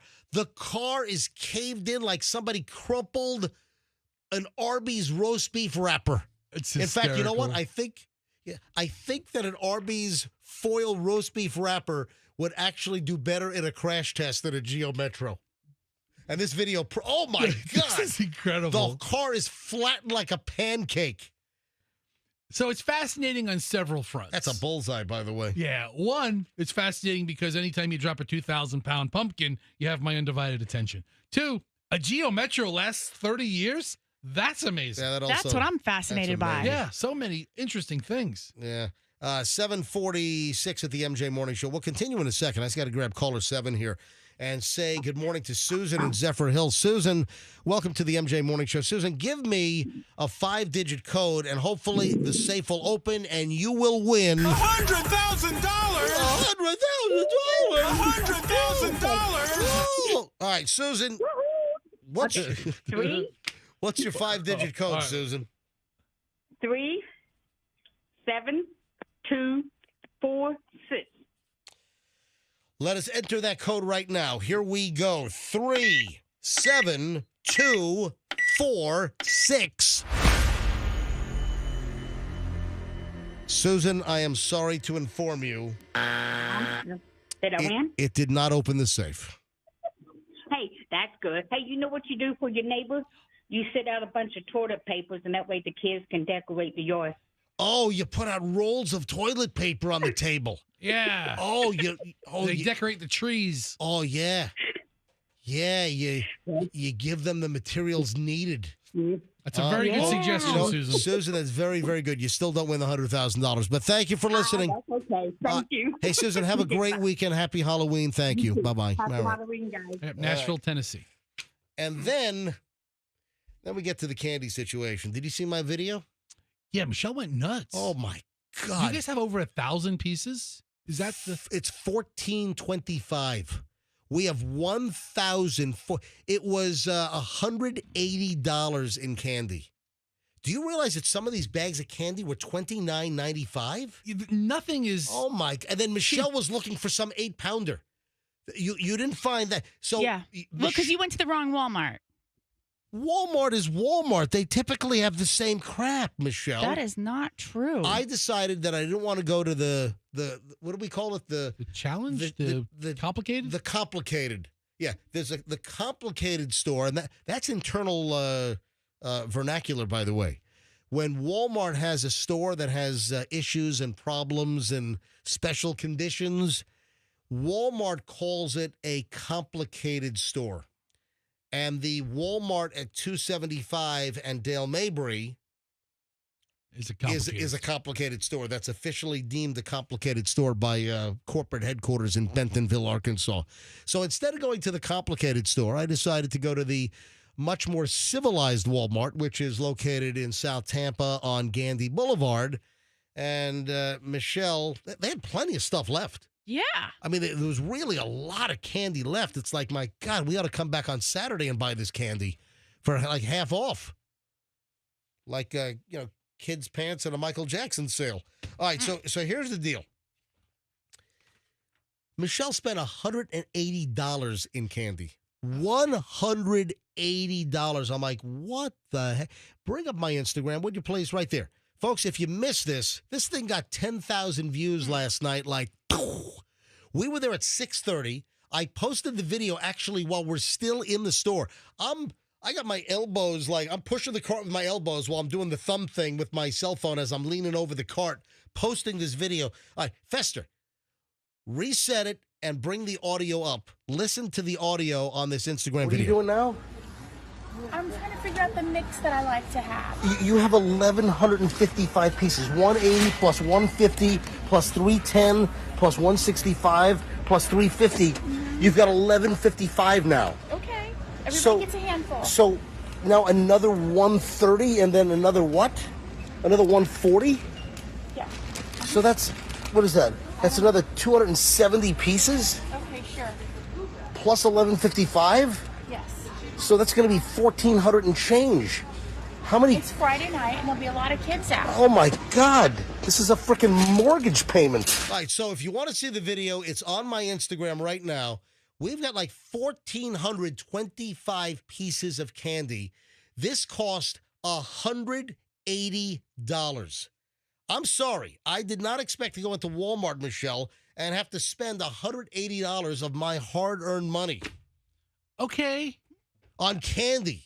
Well, MJ, I think the number you spent, I bet you people spent a lot more on Halloween. I mean, I wonder Come on. Listen, go take calls. How much money are you spending tonight on other people's kids for candy? I like to hand out a handful, and I like to have a good mix so that the kids can pick what they want. And if they're little itty bitty hands, then I help them out and I give them the handful. However, it is a Friday night, and if we're inundated, then I'm able to sort of like make that a little less. But I buy those small pieces so that I have the ability to adjust my giving out.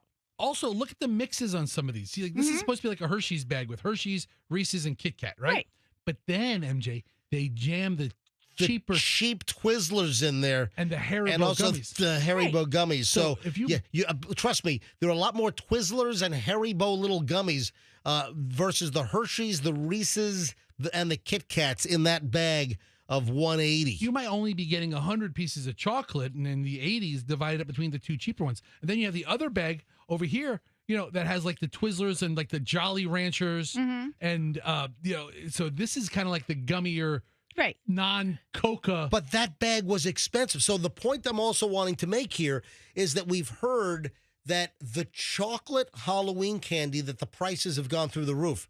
I'm telling you right now. You got the Hubba Bubba Lifesaver gummy bag? Yeah, that's a good bag. Yeah. But listen, what I noticed is that all of the Halloween candy, even the bags that have no chocolate in there, were ridiculous. There were like bags with no chocolate that were $29.95 for 250 pieces or something. Oh, dude, I am coming to your neighborhood. Look at all this good stuff. You got the Butterfinger Baby Ruth Crunch. But then what do they lace it with? Sweet Tarts and Nerds. Yeah, then they add the cheap, and there's probably more Nerds and Sweet Tarts in there than traditional, classic, delicious Nestle Crunches in there. All right, so I noticed that all of the prices were whacked, not just the chocolate. But then I stumbled upon this. Stores are slashing candy prices to entice Halloween shoppers as cocoa tariffs hit hard. Listen, it's not just tariffs on cocoa and chocolate, because a lot of the cocoa comes obviously from West Africa, but also they had a bad crop. They had, I think, heavy rain, so their crop yield was not as good. There are a couple of pressures that have jammed up chocolate prices. But I didn't see any discounts. What the hell is this? American retailers are offering more discounts on Hershey products ahead of Halloween. I didn't see any freaking discount. We were at Walmart last night. Did you see any discounts on Hershey's products? No. Yeah. No signs for any kind of a discount. Nothing. Or sale. Yesterday, today, the day before, these are days to jack the prices up. Right. All right, I want to go to phones on this. Folks, any candy observations? First of all, what do you think about Michelle spending $180? Did you see our shopping cart with all this candy? We've got 1,425 pieces of candy at a cost of about $180. Oh. Any thoughts on that spend? I think it's ridiculous. All right. Also, the chocolate prices. Has anyone seen the candy on sale? It wasn't on sale. I didn't see any discounts trying to lure me to buy Hershey's products. I would have been happy to do so. What are you spending on Halloween? Have you cut back on Halloween because of the economy and inflation and the prices? Any thoughts? Any aspect of this, please fire up the lines right now. 800-990-1047. All right, all the lines are ringing. Andrew, where the hell did Andrew go? Oh, Andrew, there you are. Andrew disappeared. Can you start screening calls for me? He was abducted for Halloween. No, every line's ringing, and Andrew's like napping in there. You call the radio show with the headless phone screener. Oh, that'd be so good because he wouldn't be able to see him at all. It's the Sleepy Hollow phone screener. The sleeping Andrew. All right. 800-990-1047. We'll grab some phone calls here in a second. 800-990-1047. And then, you know what? I need to get one of those movie clickers. You know the Usher clickers where they click how many people come in the door? Yeah. I need to get a clicker. And I need to click every time I see a K-pop Demon Hunter's Halloween costume later today. It's going to be the number one costume this year for girls. Yeah, I think it is. Some boys. Yep, I think it's going to be number one because the word is that the K-pop Demon Hunters Halloween costumes have been like the hottest seller this year. And also, while I wait for Andrew to screen, Josh, Lewis, Chris already screened. All right, hang on, I'll get to your calls in a second. Cops are also warning about the dangerous Halloween lookalike candy. Now, this is not new. We've seen this in the past. We've talked about this probably for, 3 or 4 years now, but it doesn't mean that the danger is lessened at all. There are companies that make THC infused candy. And what is it? It's THC and CBD. And CBD. So there are infused candies that they try to make the packages look like an existing candy. I mean, where it's really close. And if you just do a quick glimpse, you don't know.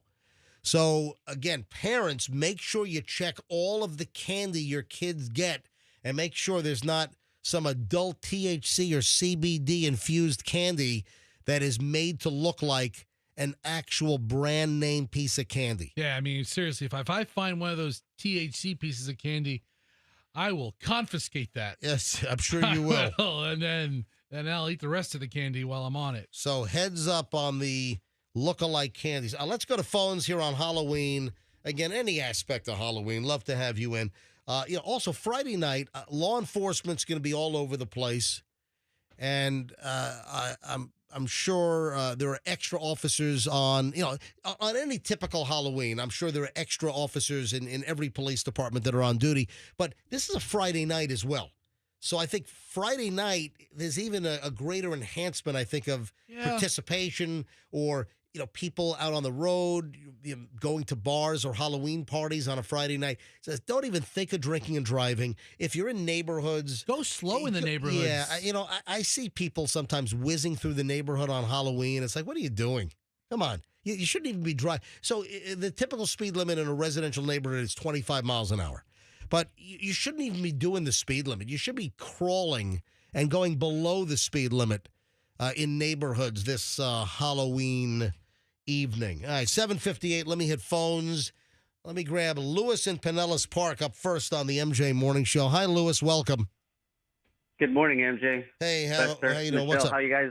How's everyone doing this morning? All well. Go ahead.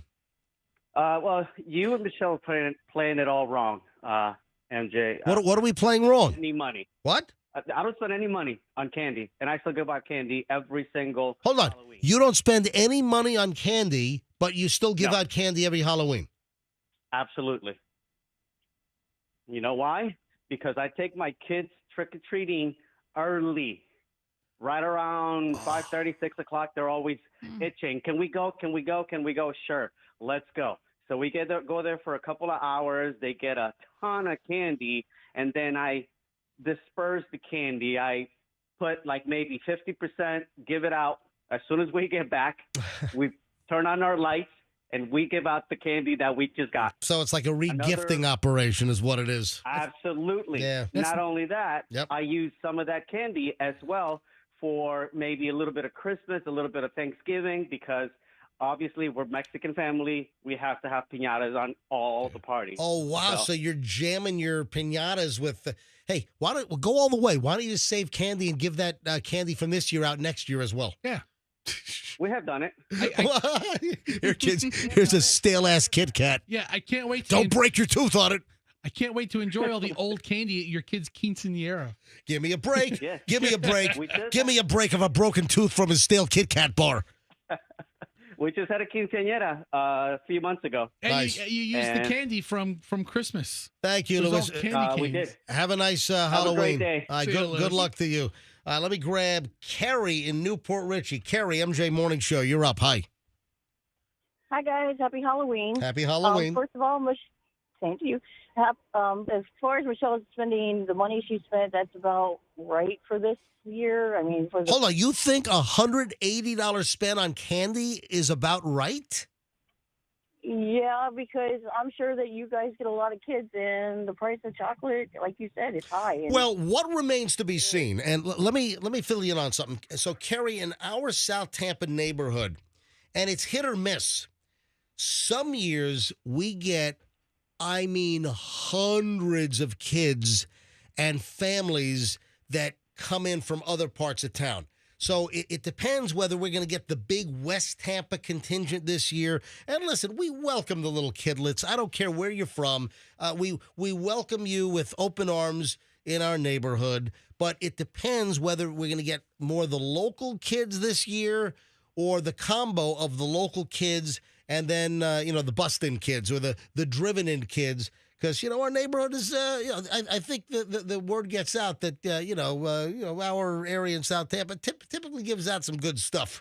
So it'll remain to be seen whether we get the oodles of outsiders that come in with the kids. And listen, if you do come in, you're welcome. So, but Kerry, I think $180 spend at freaking Walmart last night on candy is ridiculous. But think about it, if every like neighbor... you were just saying, it's your area. If you have a lot of kids, she needs to be prepared. She needs to be ready. She doesn't need to be running back out of the store at 7 o'clock. But at the same time, you were asking about candy being on sale. I actually was off last Friday, and I was at Walgreens, and the Walgreens in Newport Richie had all their Halloween candy at 40% off. Son of a! I didn't go to I didn't go to Walgreens yesterday because usually Walgreens and CVS are the most expensive. Yeah, I don't know about down there, but up here, 40% off. All right, thank you. Our job, we actually make up candy bags, and we give them to our customers, so I pretty much, cleared up the store. Kerry, thanks for the call. I appreciate it. Andrea is in Wesley Chapel. Andrea, you're on the MJ Morning Show here on a Friday on Halloween at 8:02. Welcome. Thank you. How are you, MJ? I am a longtime listener, and I wanted to comment on the Halloween candy. So last year, my husband and I, we spent like $150 on candy. And I said, this year, I'm not even handing out candy at all. My husband and I are going to dinner, and I decided that I would leave something for the kids. So I ordered like 400 glow sticks on Amazon. It's like this party pack, and I'm going to leave it on a table out in our driveway. What if one kid takes all 400 of them? They better not. I have a camera, and I will say something.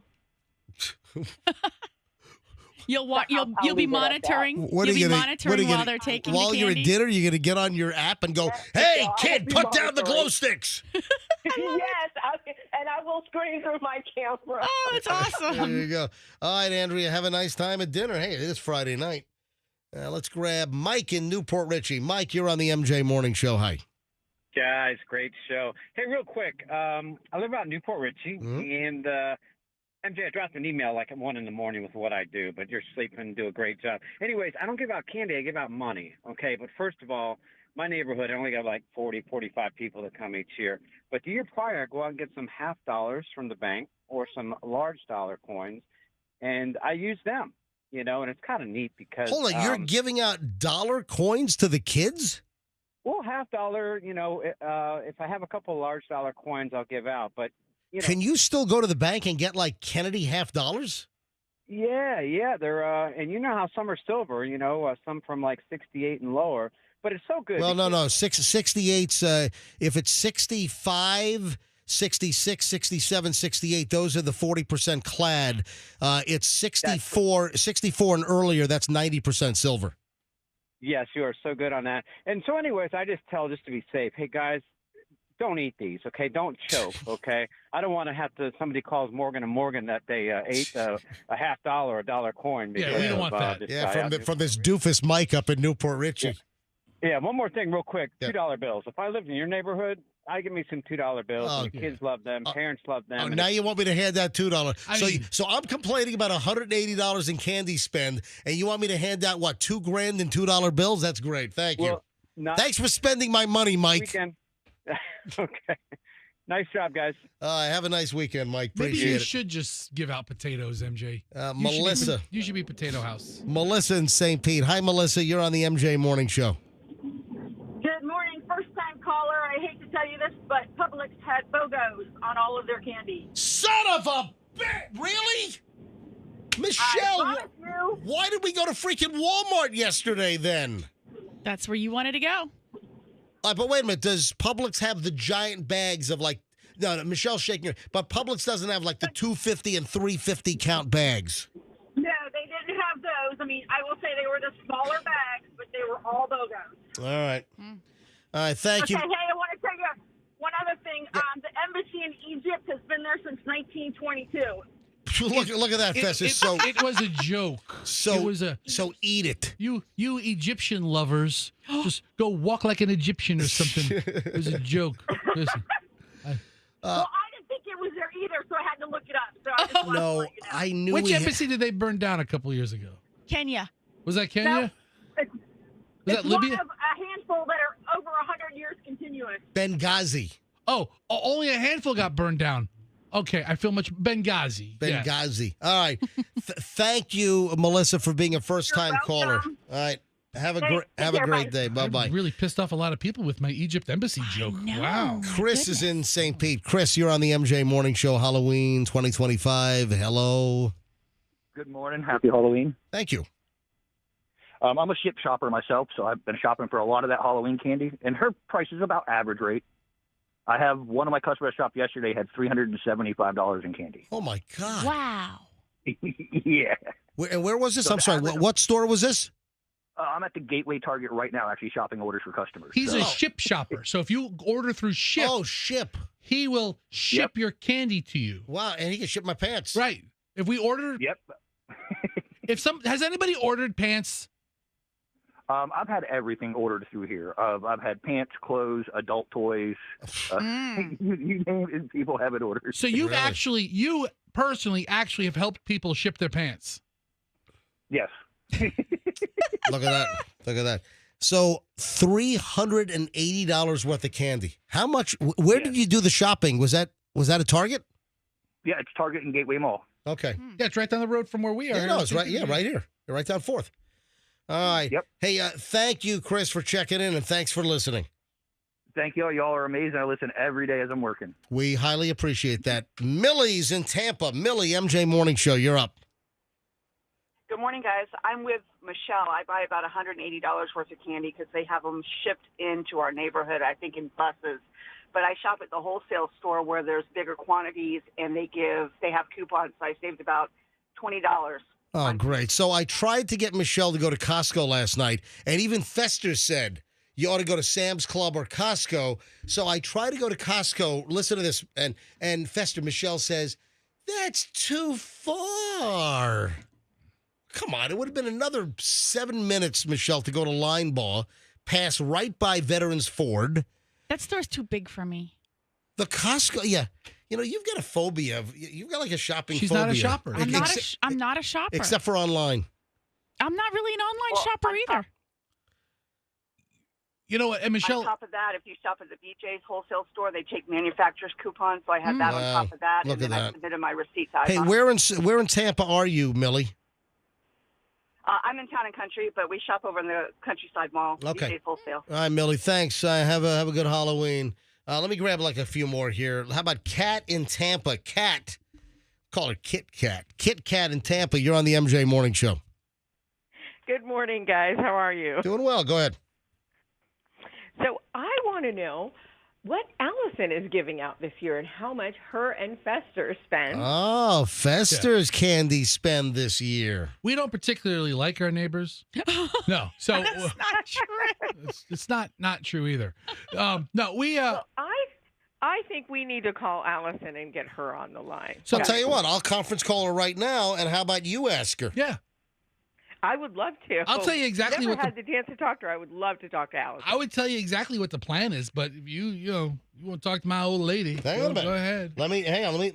Let me lock your line in. Let me bring up another line and conference call Allison. Because Allison has such a pleasantness about her. All right, 6-2. We'll get the truth. We'll get the truth She's here. much more pleasant than I am. All right, Fester, we love you anyway. Thank you, Kat. calling up Allison. So Kat, you just pick up when she picks up. You just start talking. Here we go. Wonderful. Hello. Good morning, Allison. How are you? This is Kat in Tampa. Hi, Kat in Tampa. How are you? I'm good. I just called the MJ show this morning. I'm wondering what you and Fester are doing for giving out Halloween candy this morning. You caught me. I haven't bought any yet, but I need to go to the store today, and I honestly don't know. Do you have any recommendations? You got to give out the big candy bars. There's such a think about it. You got to give out the big candy bars. Look at this. So- Hey, Kat's trying to run up your bill, Fester. Kat, I'll tell you right now. Yeah. In Allison's that's gonna be a defense, no. in Allison's defense, 2 weeks ago she purchased a bag of Twix. Right, so I think it might have been BOGO at Publix. Yeah. We got the 2 bags of Twix. Yeah, they're right? gone. Yeah, Hudson and Hadley have developed this system of discreetly making them eliminate from the bag one at a time. Oh, are they doing like secret slits in the bag so Yes. you can't tell the bag's been open? I couldn't even tell it's been moved. Oh. Then Allison picks the bag up and it's empty. So Like- we had like a candy. cat Oh, my burglar. God. Yeah. And we just I commented. can relate. Yeah, we just commented can yesterday. We don't have any candy right now, so we're probably going to pick up a bag of like or 2 bags of the candy. But the plan for us is, I think I'm taking the kids out tonight. You know, because we have small kids. We're not going to be home to man the house. Yes, that's always You a know? challenge. And then after that, we have to take everybody to dinner because I don't want like the teenagers knocking on my house like at 9 o'clock. Oh, I hate those. Yeah. Like the older kid, like you should not be trick or treating. The late night stragglers. So yeah. we're gonna Those are when the we're 16 and concerned 17-year-olds come out. We're gonna Yeah. do the neighborhood. You know, probably not have a ton of trick or treaters because we're gonna keep the house dark because we're gonna be out, and then everybody hops in the car. We're going to dinner, and that's gonna be the Fester, day. quiet down for a second. All right. So I think what Kat really wants to know, Allison, how much are you budgeting to spend for candy as you go shopping at the last minute later today? I'll be Exactly. honest. For Hudson's birthday, it just passed. I had to buy like 3 or 4 bags of candy, and it was an ungodly amount of money just for candy. And so I kind of put it in my mind that I don't want to go above like $75. I just think it's ridiculous. Well, Allison, how do you feel about Michelle spending $180 on candy at Walmart last night? See, I can see if I was home and like I had a block party or something to pass out candy, I would have to buck up and It's pay a lot acceptable. more for candy. But since I'm not going to be home and I'm only going to have the people like the young kids from in the neighborhood, you know, before they start driving people to our neighborhoods because we'll be gone by that time.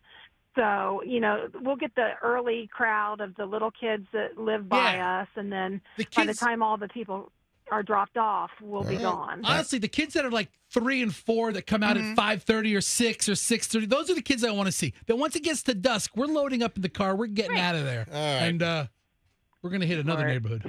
You're coming to my neighborhood, right? It's all All right. possible. So Kat, I'm with Michelle though. I think that she spent a good amount. She's a good amount, responsible. She has enough $180. candy. That's a Well, I mean- that's a freaking plane ticket to Denver. I mean, it's what it is now. Unfortunately, it's really what it is. I mean, the 3 or 4 Michelle, you bags did of good candy for your I block bought. party. You know, also, we have homes that are, we have people that are gone. We have homes that people aren't even living. And then we've got people on our street who pass out Bibles. And I'm not opposed to that, but I'm just saying kids are expecting something different. And so I feel like, sometimes just make it fun. And like I said, I let them use the claw system. They can just reach right in and grab as much as they want. And then I always make sure that they got a piece that they, like, did you want something chocolate or did you want something, a Twizzler? Make sure you got something. You're spending way too much time with these kids. All right. Anyway, and also, Michelle, we have people on our block that are just passed out. Yeah, true. true. So, hey, Kat and Allison, you guys have a great day, okay? MJ, how much of your spend is coming from the fact that you're an empty nester now? Why would that factor Because I in? think it means more to Michelle seeing the kids come by. So It's Michelle, fun. are you living vicariously through the little kidlets in our neighborhood? Because our little Julian and Chloe are not little toddlers being able to be traipsed through the neighborhood? We did not hand out candy at all while they were growing up. We always had a high schooler come over and hand out the candy for us, and they dressed up, and then we leave it at like 8 o'clock or 8:30. We leave the bucket out with the candy for the older ones to come and grab. We had that wacko Jabberjaw one year handing Listen, them out. but you had who you had. But listen, the thing is, when you have small kids, you're out trick or treating, right? And not to say you're elderly, but for a lot of elderly folks, Halloween has a special place because it's the only time of the year that all the kids come out and you get to see everybody. All right, 2 more calls and I got to move on. Fester, I can't believe that Lorenzo did this. I can't believe he did it either. I told him not to. I told him not to. So I told him not to, and you're the dude, and you told him not I'm to. like, no, All right, hang on. no. All right, Brian and David, and then we got to move on. Brian in Ruskin, you're on the MJ Morning Show. Hi, Brian. Good morning, everybody. How's everyone doing today? We are well. Hit it.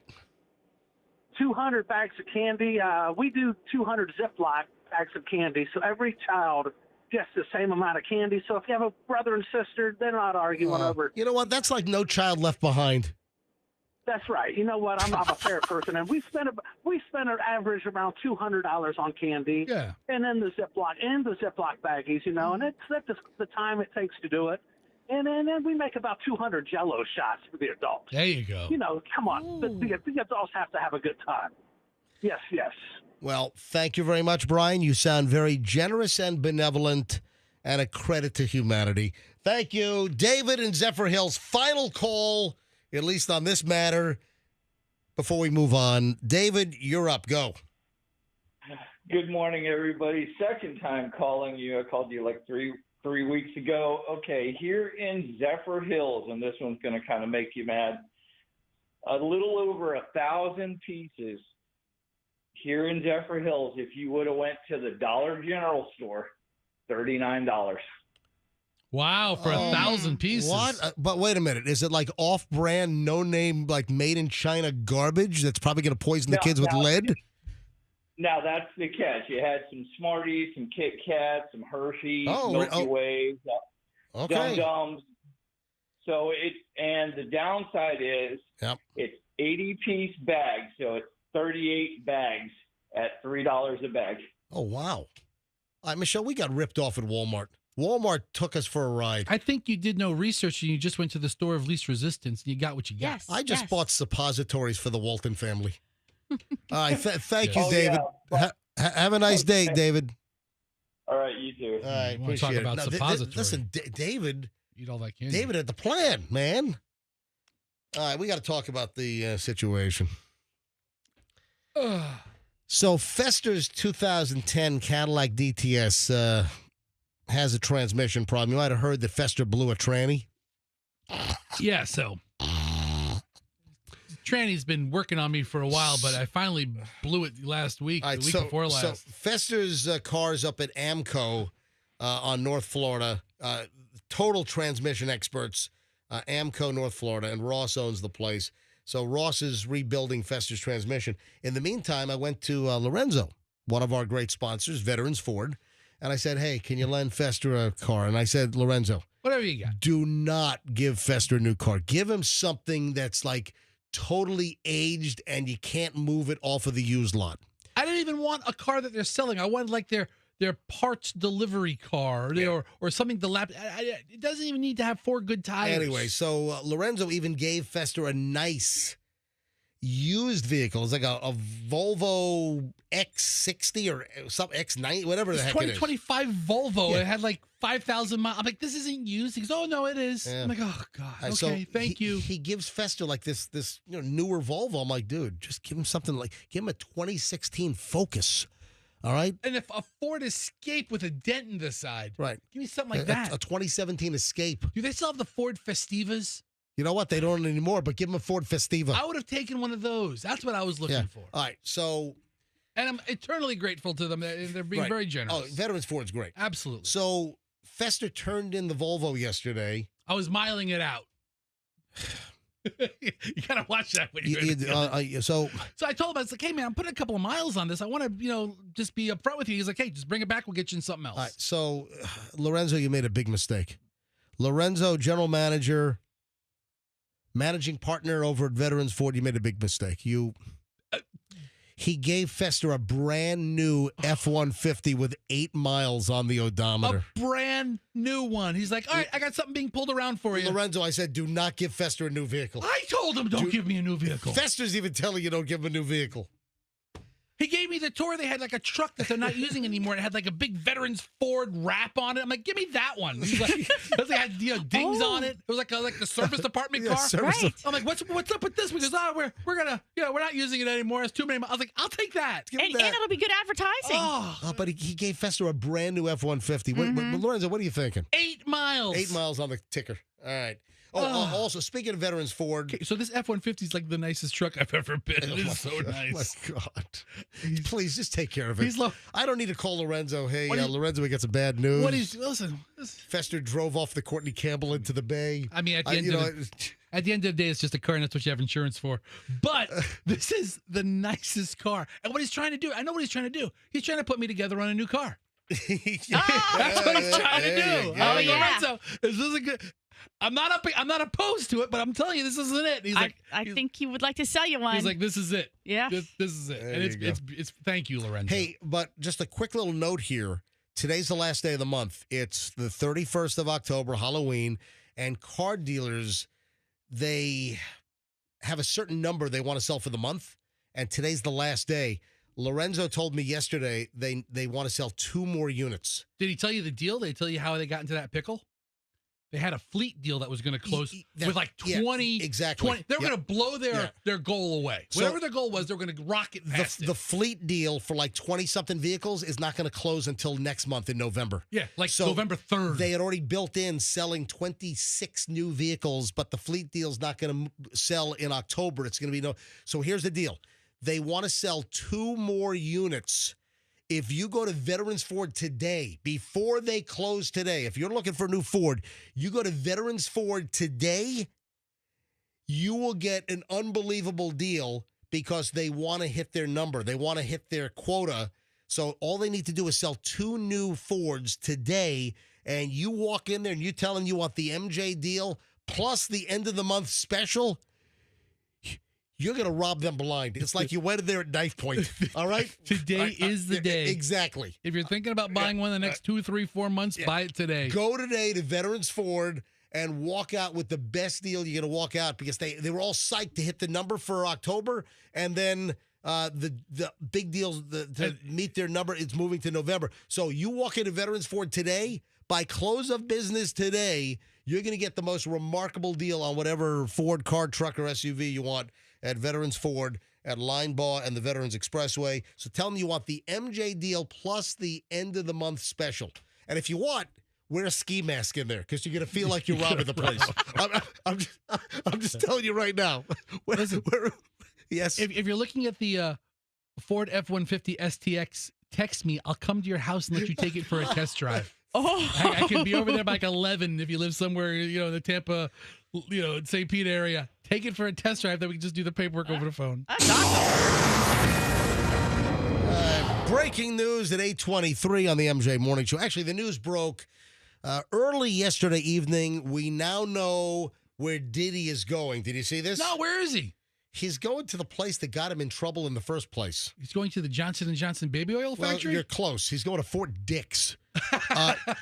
Dix, that got him in trouble in the first place. Isn't that where he wants to go? That's where he wanted to go. I don't know why the judge made such a hubbub about it. Well, also, listen, the thing that's gotten Diddy into trouble is because he's been thinking with his Fort Dix, all right?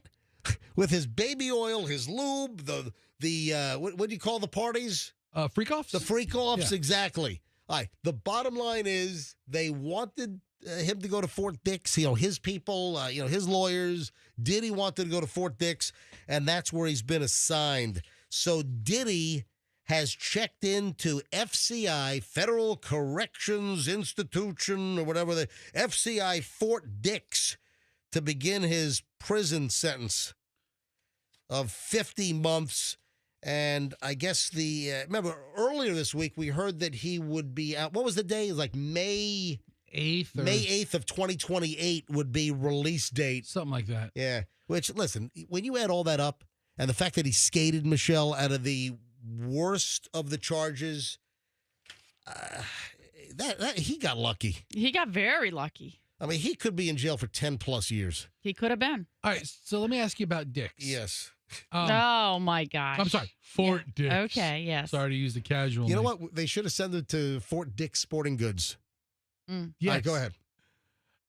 Is it a minimum security prison or a medium security? What is it? Because it's not a maximum security prison. No, it's not. So Fort Dix, I believe, is a medium security. It's a low security. Oh, it is low? Mm-hmm. So it's low. So, okay, I had a buddy who was in a low security federal prison, like in Pensacola, and he said it was like camp. Oh yeah. I mean, there are no bars. There are a lot of these like low security places. It says have like no fences or anything. It literally says on the Wikipedia, a satellite prison camp houses minimum security male inmates. So they refer to it as camp houses. Yeah, you're gonna have little camp bunks. Yeah. So he's serving time. He is serving the easiest time possible. I think they have marshmallow night. I think they have campfire story night. I think they do little camping trips where they get their sleeping bags and they sleep in the woods behind the facility. But this tell ghost stories. Other than being in custody, this is if you had to serve a stretch. This is what you want where you want to be. Yeah. So 50 months, and he's not going to do all 50. Now time served, then 85% of the federal time. So he should be out in May of 2028 from Fort Dix, which I don't even think there's a fence. I think you can literally walk in and out of there like Big Lots or I'm looking at the exterior photo of it, and it's a brick building. Looks like an elementary school. Yeah, that's what it looks like. If this was Dix Middle School, I would have said, yeah, that's it. That's it. Well, there you have it. Michelle, have you heard about the plastic surgery explosion for women under 30? No. There are women undergoing the knife that want stuff done, and they're under 30. It's like procedures, facial procedures. I'm not talking about a boob job. I'm talking about like facial cosmetic surgery to, take some of the years off. Women are doing things now under 30 where they would do things in their late 40s, 50s, 60s. And the women are saying, oh, it's preventive. Yeah, that's called like Botox or some of the laser procedures. No, but this is under the knife. This is actual surgery that women are doing. Here, Emily Siprick, 28 years old, just spent $16,000 on plastic surgery. And, what she's saying is, we see social media. We're scrolling all the beautiful women, all the women she's admiring. And I think that women are getting just an unnatural exposure to all these, hot women on social media. And most of them are photoshopping. So many of these photos are retouched. Well, they have filters, I guess, is what Chloe was explaining the filters, to me. exactly. You can make yourself, leaner, thinner, skinnier, give your face almost like a whole different shape. I think sometimes that's what the Kardashians, I think, do that a lot of times. And people, pointed out, but they do end up with, 6 toes, but, So occasionally. Women that are not even 30 are spending money now on these procedures. Like what? facelifts, brow lifts. You can't even do a facelift. I don't know what the hell they're thinking. And they're saying, here's to do it preemptively. My lids are going to fall, so let me do the procedure now. That's what one of the women said, 27 years old. My lids are going to fall, so let me do the procedure now. I don't know that you can really do that, though, because I think you need it to fall to do the procedure. Right. I feel like you need the extra skin. I was always told you get the eyes done once, and you wait until like it's like almost kind of evident that you need one, and a good plastic surgeon will tell you when you have enough skin there to do it, and then you do it once, and then that should be never, unless you have some kind of an unique situation.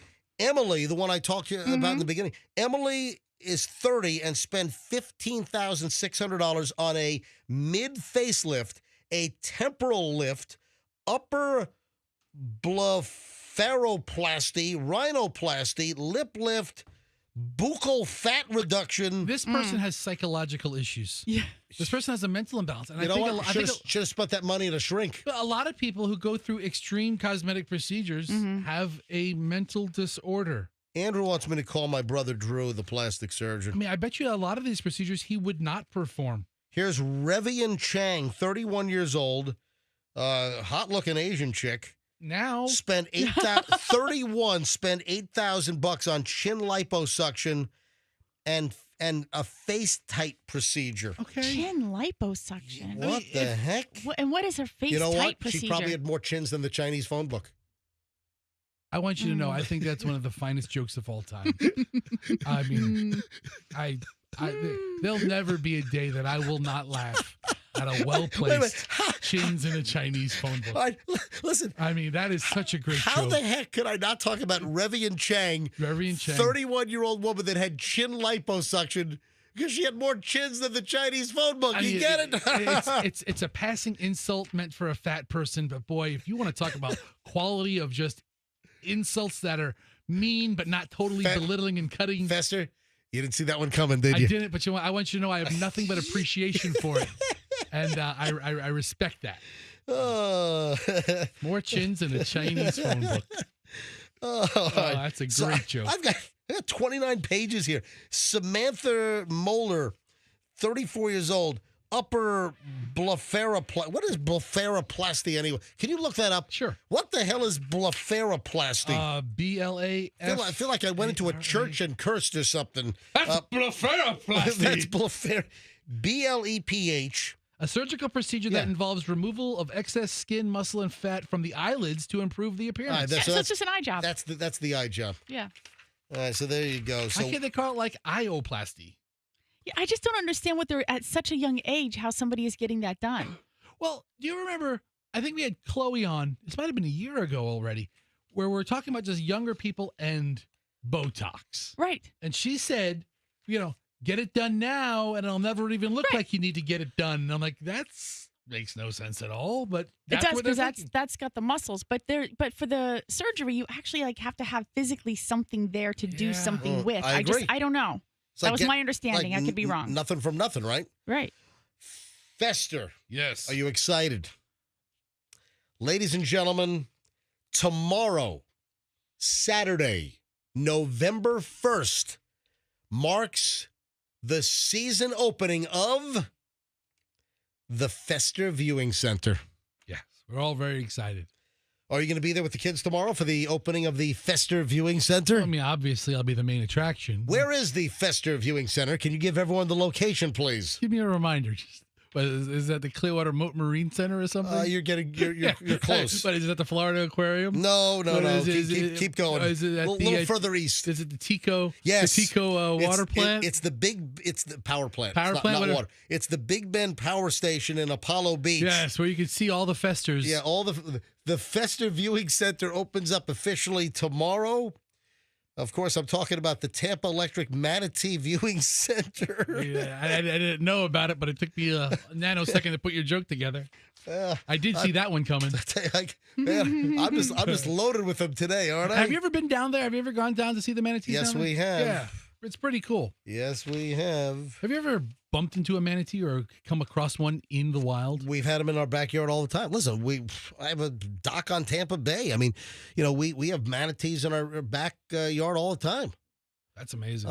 Michelle just gave me a little bit of we had the juvenile one. Mm-hmm. Yeah. Is that why you gave me the little look over there? Sure. What do you mean a juvenile one? What was it? The rambunctious? What did No, your car? It passed away. We had there was this awful smell in the back.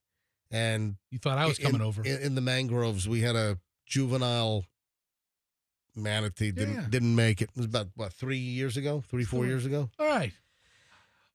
Also, tomorrow being November 1st. Yeah. Okay, moving right along. Boy, we just killed that joke. What? We're talking about the Festive Viewing Center. We're talking about animals, and then you have to bring it down every. Oh, remember the dead animal in our yard? Sorry. Listen, this is a real life show. All right, tomorrow's November 1st, and I guess there are no new SNAP food stamp benefits coming. Yeah, the cards don't get reloaded tonight at midnight, people. All right, here's the deal. With the government shutdown, do you know what's going on? There are people saying that they're going to be food riots. So heads up, you've got convenience store owners, supermarkets that are on alert because there's this undercurrent online and on social media where people are saying that if they don't have food stamps or loaded up EBT cards or WIC, whatever all the the SNAP program stuff. How many names does this stuff have? I think different states can call it different things. I think. Well, the concern is that there could be looting, and there are stores that are on alert, and there's just a lot of chatter that if the SNAP recipients don't get their cards reloaded, there's just undercurrent that there could be looting. This is New York Post. SNAP recipients are taking to TikTok threatening to loot grocery stores if their food stamp payments don't go through on November 1st due to the government shutdown. Well, guess what? The government shutdown is not ending anytime soon, and the cards are not going to be reloaded tonight. So there is a difference between the programs. WIC provides pre-approved healthy foods and nutritional support for pregnant women, and new mothers and young children. SNAP is a monetary amount that can be used on a wider variety of foods. All right. So there is a difference. Listen, this is from a TikTok video. I'ma tell y'all straight up like this. This is a transcript. I'ma tell you straight up like this. I just got that text that the link is definitely cut the F off November. Y'all better stay the F out of my way in these stores because I'm walking out with carts and I'm not paying for bleep. That's one angry SNAP recipient on TikTok. Another said, you know what? Since they want to take food stamps away, I'm going to go effing to Walmart, grab anything I damn want, put that bleep straight in the basket, and walk right up out of that bitch. I'm not paying for a damn thing. Yeah, go get them. Approximately 42 million Americans, or 1 in 8 people nationwide, receive SNAP, Supplemental Nutrition Assistance Program benefits, payments, formerly known as food stamps. Yeah, payments average $350 a month. Listen, that's real. That's a real deal for the people that do rely on this.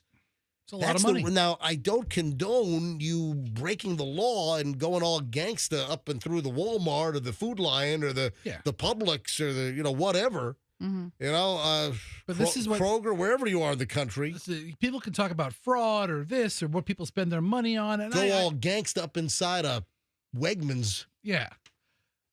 Yeah, I certainly don't condone stealing, but the government needs to come up with some kind of resolution for this. A lot of people rely on this. I mean, don't get me started on the government. We don't do politics on the show. I had my run with that, and I don't care. I don't care what side you're on. It doesn't matter. Both sides. I want just get rid of them all. You get rid of them all and let's start again. Just start again is all I'm saying. I'm not taking any particular side. Just blow them all out and start again. Well, that's taking a side, but that's not here nor there. No, it's not. It's not. I'm saying blow them all out. All right. And guess what? It can all start next November. I see MJ running for something. I mean, MJ for Congress. Not a Congressman chance. MJ. No way.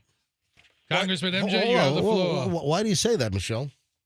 Because you are disorganized, chaotic, and like that's a long-term project that I don't think you could actually. I mean, if manage. I wanted chaotic and disorganized, I'd keep the guys I have. Right, exactly. Yeah, never mind. You don't need to run. How much scuba diving could I do as a U.S. congressman? You could probably become the ambassador to Raja Armpit. That would be Indonesia. Whatever. I would take that gig. wants. Yeah, who's the But- current ambassador to Indonesia? Yeah, you know what? I need the administration to appoint me the ambassador to Indonesia. I know Would a you go with person- me, Michelle? Or would you go to Indonesia with me? Nope. Nope, she'd be here. All right. All right. Our ambassador to Indonesia, MJ. You could probably say that name. All right. You done now? No, I'm just getting started. I gave in. They got me. You know what? I know. Okay. You beat me. You guys beat me. I gave in. You know what? What do you think I gave into? I can't think of a bigger company that's going to pay more for the $2 or $3 a month they got from you. What company is that? Google. What did I give in on? You finally bought more storage space on your account. I think I got the first 3 months for 49 cents. And then I think subsequent months for my now 100 gigabytes of storage. I think it goes to $199 a month. So finally, after all of these years of putting off Google and using the free 15 gigabytes of storage and just having to erase crap, and then finally, I'm telling you, at Google headquarters, they said, we're going to get this MJ Schnitt turd face. We're going to get him because, I keep deleting stuff, and it was like the point of diminishing returns. I'm deleting gigabytes, and it's not fixing my issue here. So I'm telling you, they've got some kind of a switch where they let you do that for a while, and then it doesn't matter. I could have deleted everything, and it would still say that my storage is full at 15 gigabytes, and I'll stop getting emails on November 1st. I mean, so yes, I gave in. Google, you got me. You got me. Finally. I'm like I'm President Lincoln in the Ford Theater. You got me. All right, you got me. That's a terrible analogy. All right, maybe that wasn't great. That's really awful. You got me. Google, are you happy? Are you happy you're going to get the $1.99 a month out of me? They're quite content with that. So I finally gave in to the Googles. Look at the phones. Like it's Pavlovian. It's 8:41. Let's go with caller 7 right now, 800-990-1047. Last two attempts. This is it. It's this hour, and then it'll be next hour. The last two attempts to open up the safe, and apparently we will give you the code that would have opened up the safe on Monday. But I'm very confident that either now or next hour, somebody's going to correctly guess the code and open this thing up. All right? Caller 7, 800-990-1047, 800-990-1047. Good luck from the MJ Morning Show. Hey, so after this contest, David, you're gonna leave. Where are you gonna leave the thing? We need it for Monday morning. You're not gonna be here, right? The code? No, the code. There's a code in an envelope and the actual safe. That's a secret. No, we need it Monday morning. I don't want this safe in here Monday morning. Yeah. I want to open this some bitch up. I need you to, because I think the contest runs, different times on different stations in the Tampa market. Well, I need you to put it in our building. It's building. our contest with our radio stations. Right. I need you to put it in the morning show off. We'll leave our little closet of an office open, but I need it in there with the code for MJ to open up on Monday morning. I'll tell you what I think we ought to do. What? We ought to bring in a sledgehammer. We ought to just bash the thing open with a sledgehammer. Okay, so listen. Here's the plan. Da-da-da-da-da-da, sledgehammer. What a great song. We have a code, and we have to use the code, and we have to open it up with the code. Yes. I think that proves a lot. And then we sledgehammer it. Well, if it does... We send it back to the promotions company in pieces. Shards. Just sharp shards. Door ripped off. like the printer in Office Space, the movie. Don't say that out loud because then they won't want us to do it. But we got to arrange to acquire yeah, the we do safe Uh, have to arrange this evening. Lori's in 7-0. Lori, you're the second to last guesser. Please come up with the correct code and open this thing and win the $100,000. I'm begging you. I'm gonna try. This is for Fester. 55378. 55378. Let's type it in. 55378. I'm sorry, that did not open up the safe. Oh. And that was Okay. a zip code for Fester, which is what? Savage, Minnesota? Yep, that's the home of the famous horse Dan Patch. The Where home I'm of from. the home of what? A famous racehorse called Dan Patch. Oh. Fester. Thank you. That's about the most obscure thing I've heard in my entire life. I've never been to Minnesota. Or listen, Beautiful there. thank you very much Thank for you. thinking of me You're welcome. and giving me a good zip You're code. welcome. We've had a run of not use zip codes. People guessing 0 numbers or 1 numbers. I think there's not a lot of 8 zip codes, but thank you for giving me a legitimate one. Eight zip codes are out in like Colorado. There's not a and ton of them are used. Utah. Yeah. I thank you for trying. All right, folks, there'll be one more chance. The last one. The last attempt to open up the safe with a 5-digit code will happen in 1 hour at 9:40. 1 hour from now. Good luck from the MJ Morning Show. A restaurant is hitting back at a customer who left a negative review. Now, this is sort of a thing, and, we've addressed this in the past. I spent time going through the reviews for Heritage Pizza in Fort Lauderdale. Remember those? Yeah, he wouldn't let a bad review go by. He would get confrontation. So, but we even have some local ones, like the Violet Stone. The pizza shop and the Philly steak place. They recently moved to a new location, by the Isn't way. there a place called like Brickbird or something that like sued a customer? Oh, I'm sure there was. No, over in Tampa, we talked about it. Yeah. The Hale's Brick House. Hale's Brick House. Yeah. Hale's Brickbird or Bird Brick. Hale's Brick. Well, they closed the location on Dale Mabry. Oh, did they? Just north of the stadium, and they moved to Hyde Park. So they're right. now, Braille's, what is it? Hale's Brick House. Hale's Brick House. No, it's Hale's Black Brick. That's the name of it. It's Hale's, and I haven't been. Chloe's been. Chloe's Okay. been there a couple times. Chloe says she likes it. But I remember we had a story of Chef Hale coming after somebody who wrote in their opinion, honest but less than flattering to him or his establishment review. Hale's, yeah. I want to punch that guy in the face. I'm sorry. Who? The guy, Hale's, yeah. That's a different commercial, Fester. There's a guy on TV with his name is Hales, and he's Hales, yeah. It's every morning on the TV when we come in I know here. what commercial that is. Listen, He'll sue you. Hey, he might punch you back. He might be. Hells yeah, he's gonna punch you back. He might be a listener of the show, or maybe not. But if I see that guy's van on the road, I'm running him off the road. What the hell are you thinking? Hales. All right. So Hale's Black Brick. It's Chinese. It's Asian. Okay. And I've heard good things. Sure. Chloe says it's good. I just have not been there yet with Michelle. We just haven't been.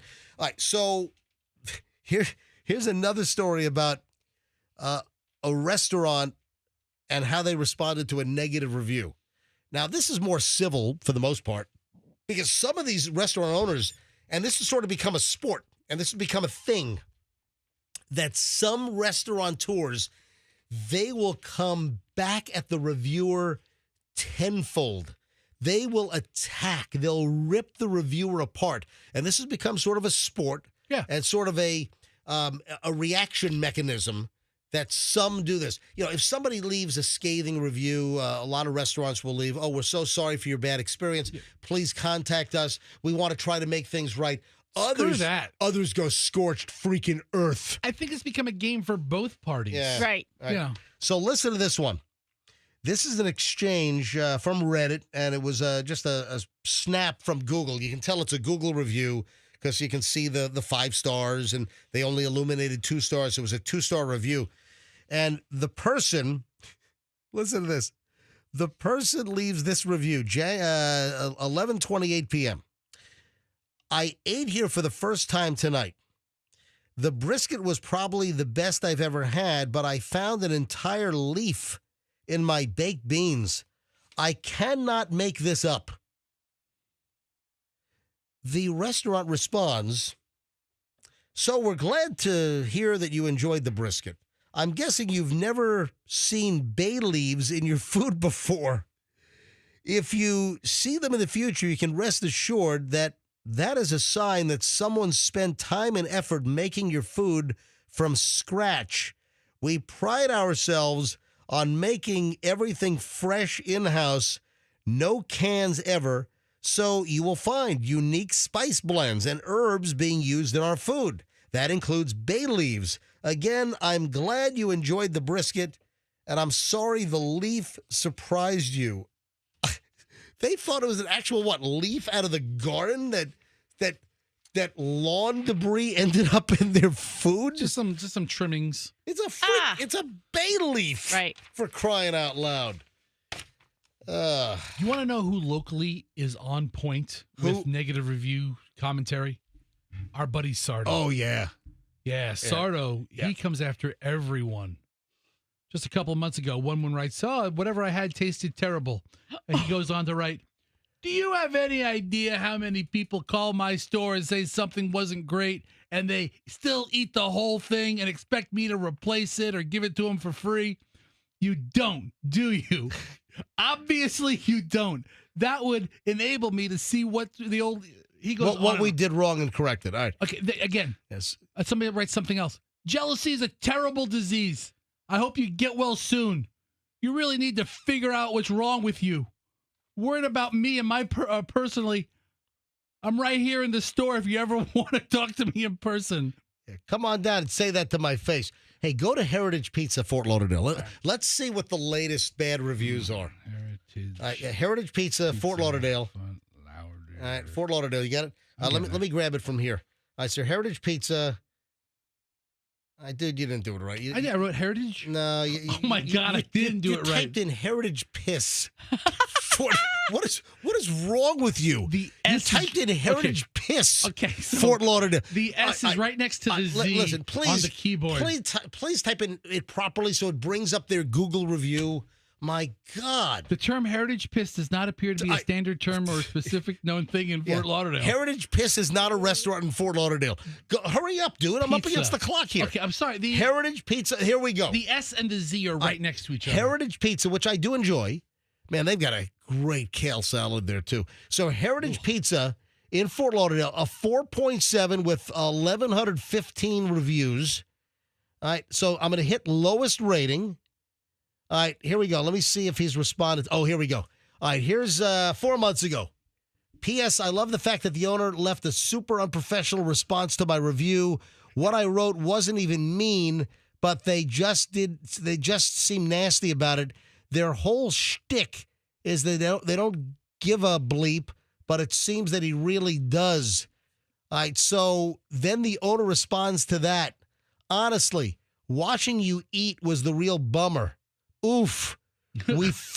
We thank all of heaven you won't be back. Very fortunate for us. Heritage guest rating, 1 star for smacking your lips so hard the music couldn't even drown it out. P.S. I wasn't being mean either, just simply an unfiltered observation, just like you gave us. This guy just comes right at you. Here's Andrea.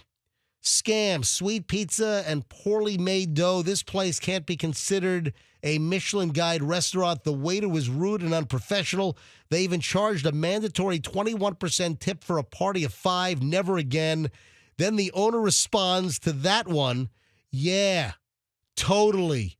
The majority and the Michelin Guide must be wrong. You're so right. I mean, how can you not be? Could it be that your corny and unflattering shirt was so tight that it was preventing oxygen to your brain?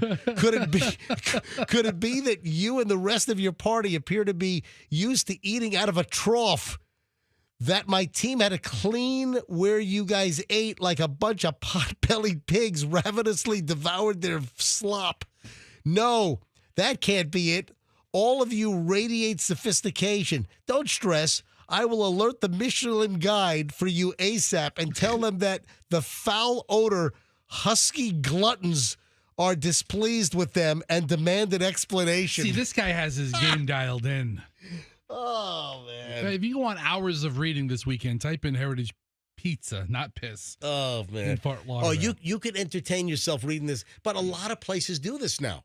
It's sort of become a sport for some owners to go right at the bad Google reviewers, just like they came at the restaurant. Yeah, I mean, the Google reviewers, the review has an impact on the overall business, and a lot of times it's completely unwarranted. So a lot of times it's like to kind of... Or it has nothing to do with the food. To de-escalate or to try to mitigate, distract from the bad review by just totally, clobbering the reviewer. All right, 8:54 at the MJ Morning Show. This brings to a close over an hour and 20 minutes of nonstop MJ. Michelle, something I do apparently is good. Something I do in the dark. You've bitched and moaned. You complained about this. Something that I do in the dark apparently is good. It's a good thing. I'm onto something. What do I do in the dark that Michelle complains about? Hang on. I'll tell you next on the MJ Morning Show on Q105, 104.7 FM. Stand by. Hey, want to sell your home? You want to do it quickly? Fall's a very, very, very busy time. But you know what? You get a hold of Mark Spain Real Estate, and they're gonna get rid of your home. You want to get rid of your home? Get a guaranteed offer from my friends at Mark Spain Real Estate and sell your home stress free and for the most money. So it's MJ, obviously, and I recommend that you get a hold of Mark Spain. It should be your go-to. Family, friends, everyone, listeners, go to Mark Spain and let them give you a strong all-cash offer.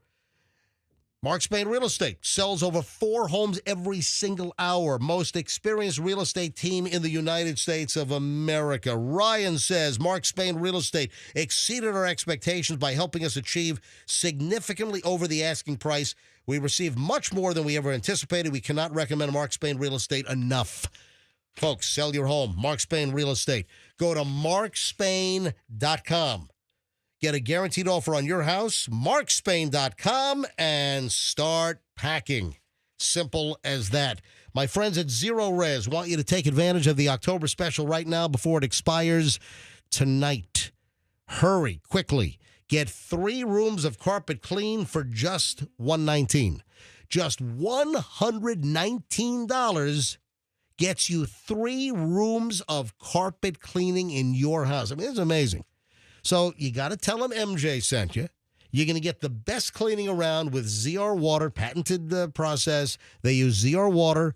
It's a process that uses this electrolyzed water instead of the soaps, chemicals, heavy-duty shampoos that the other companies use. They leave a residue. The residue then collects in your carpet and attracts dirt faster. It is counterintuitive. It's counterproductive.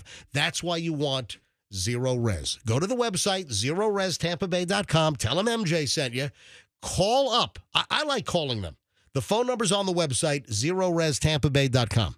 Call them up. Tell them MJ sent you. Get 3 rooms for $119. Zero Res, all they leave is clean. Now, when it comes to moving, everybody that moves needs a good moving company.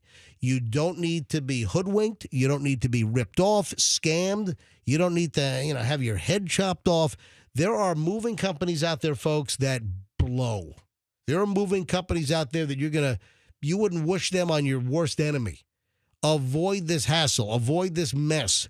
You get a hold of 2 college brothers right off the bat. You want a great move? You want a great price? Do you want a move that's so great you can't wait to go leave them a 5-star review over on the Googles? So they have over 1,100 5-star reviews. That is like unheard of in the moving business. Why? Because satisfied customers are leaving them 5-star reviews. It's 2collegebrothers.com. Smartest move you'll ever make. 2collegebrothers.com. Mention me, MJ. Get free moving boxes. 2collegebrothers.com. If you're driving and you get into a wreck, if you're in a store and you get into a fall, well, guess what? Accident or fall, you call Kemp Law. This is a law firm that prides themselves in client communication, in investigation, in getting the biggest recovery for you if you've been rear-ended, you've been T-boned through the negligence of another driver, a truck that barrels into you, pushes you into a ditch, somebody on their phone watching Netflix while driving, and then they careen into you, and you're hurt, your property's damaged, you missed work, you got some lack of consortium going on, the whole shebang. Or maybe there is no bang. All right, they're going to recover for you. You go to KempLaw.com. Accident or fall, you call Kemp Law and tell them MJ sent you. Traffic's on. Here's Shriner, MJ Morning Show, back in a minute.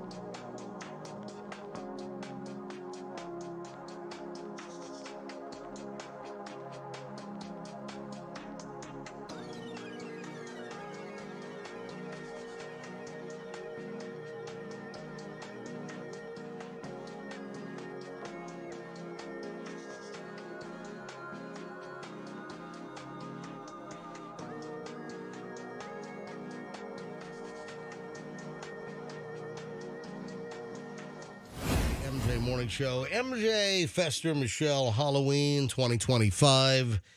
If you're in my hood tonight, I guess you'll see you at the big block party with all of our neighbors passing out candy and get your hands on our $180 worth of candy from Walmart last night. Yeah, if you didn't see the video, I confront Michelle in the middle of Walmart. You know, people were looking at me while I was doing the count, Michelle. There were people laughing. Yeah. The videos, are you okay? Yeah. I'm just listening. All right. There were people that were laughing. And if you haven't seen the video of our, well, it wasn't mine. I went with Michelle. I was, you know what? I felt like I was a kidnap party. Really? like a hostage situation? Yes. But you were driving. Yeah, Michelle held I don't know me. how many hostages actually drive the vehicle to where they want to go. Michelle spent $180 worth of candy at Walmart last night. All right, so I guess I'll see some people in our neighborhood tonight and get your hands on my hard-earned money later this evening. So, Michelle, you've been giving me a hard time about this activity for a long time. Do you know what the activity is? Something that I've done for years. You know what? idea. And you've always had something to say. When I tease this before the break, looking at your face, it's sort of there was sort of an indication that maybe you knew what I was talking about. You give the broadest clues. Something I've been doing for years. In the dark. So sleeping. Yeah, wow. And she's always really tough on the way you sleep. Yeah. Yes, I do sleep in the dark. Now, you've been one to run a night light or sometimes like having a light on or a little lighter. I don't like that. Remember, we had a story earlier this week that if you have a night light on, that could actually increase your chance of like a heart attack or, give you heart issues. What else have I done? Think about this. What else have I done in the dark? Fester, will you stop looking at the pumpkin getting dropped on the Geo Metro? I think it's fascinating. I love this. It's my favorite video of the month. It's not AI. It's real. It looks like it could be AI. Some dude in Utah dropped a 1,900-pound pumpkin. Almost 2,000 pounds. On his 1991 Geo Metro. This was the award-winning pumpkin at like the Greater Utah Valley Pumpkin Fair. From a 14-story crane, they dropped the pumpkin, and it pulverizes the car. The Geo Metro is squashed like a bug. You don't even need to put it in the car crusher. No. That's how squashed this car was. That just shows you how this thing would perform in a rollover accident. I was about to say, were there no safety tests? Are there any Geo Metros still on the road? Is there anybody driving a Geo Metro right now? Well, they probably can't hear us because I'm sure the radio broke about 14 years ago. I feel like once a year, once every 2 years, I might see one. You just distracted me, Fester. What were we talking about? What you do in the dark? All right, so Michelle, what is something that I do in the dark that you've had a comment about just constantly for years? I'm really not sure. Is it like... Come on, think about it. Is it a bedroom-related activity like sleeping or waking up in the middle of the night? No, it's not bedroom-related. Come on, Michelle, what is it? Do you walk around in the dark? Sometimes I do. Yes. I've whacked a toe or two, but that's not it. No. I really don't know. I'm at a loss. But do you eat in the dark? Sounds like a Dr. Seuss book. I don't know. I will not eat in the dark. All right, let me just give you the headline. Yeah, just tell us. Why dark showering could be the secret to better sleep, according to psychologists. Michelle.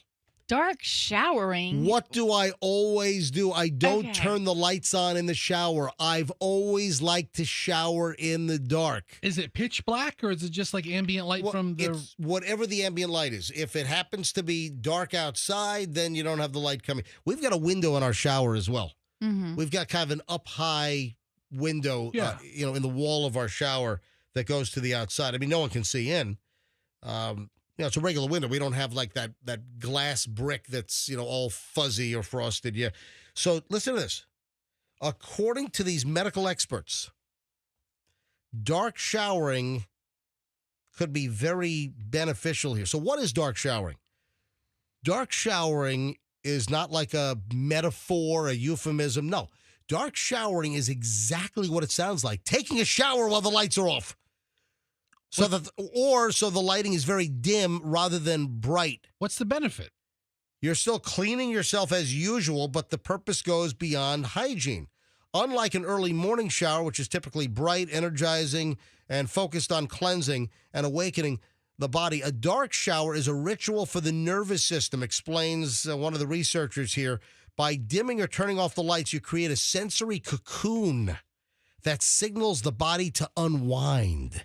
So it seems to be more like nighttime. Yes, I was going to say, this doesn't apply to you. No, when I work out heavy and you say, I don't want you coming to bed all sweaty. You got to take a shower before you come to bed. Mm-hmm. That would be dark showering before the bed. So it does happen, quite often. So you've always busted my butt. You've always, like if I'm taking a dark shower, let's say it is in the morning. And a lot of times it's before the sun comes up. Because you just hate the light. I'm not sure what happens. What's gone on with you?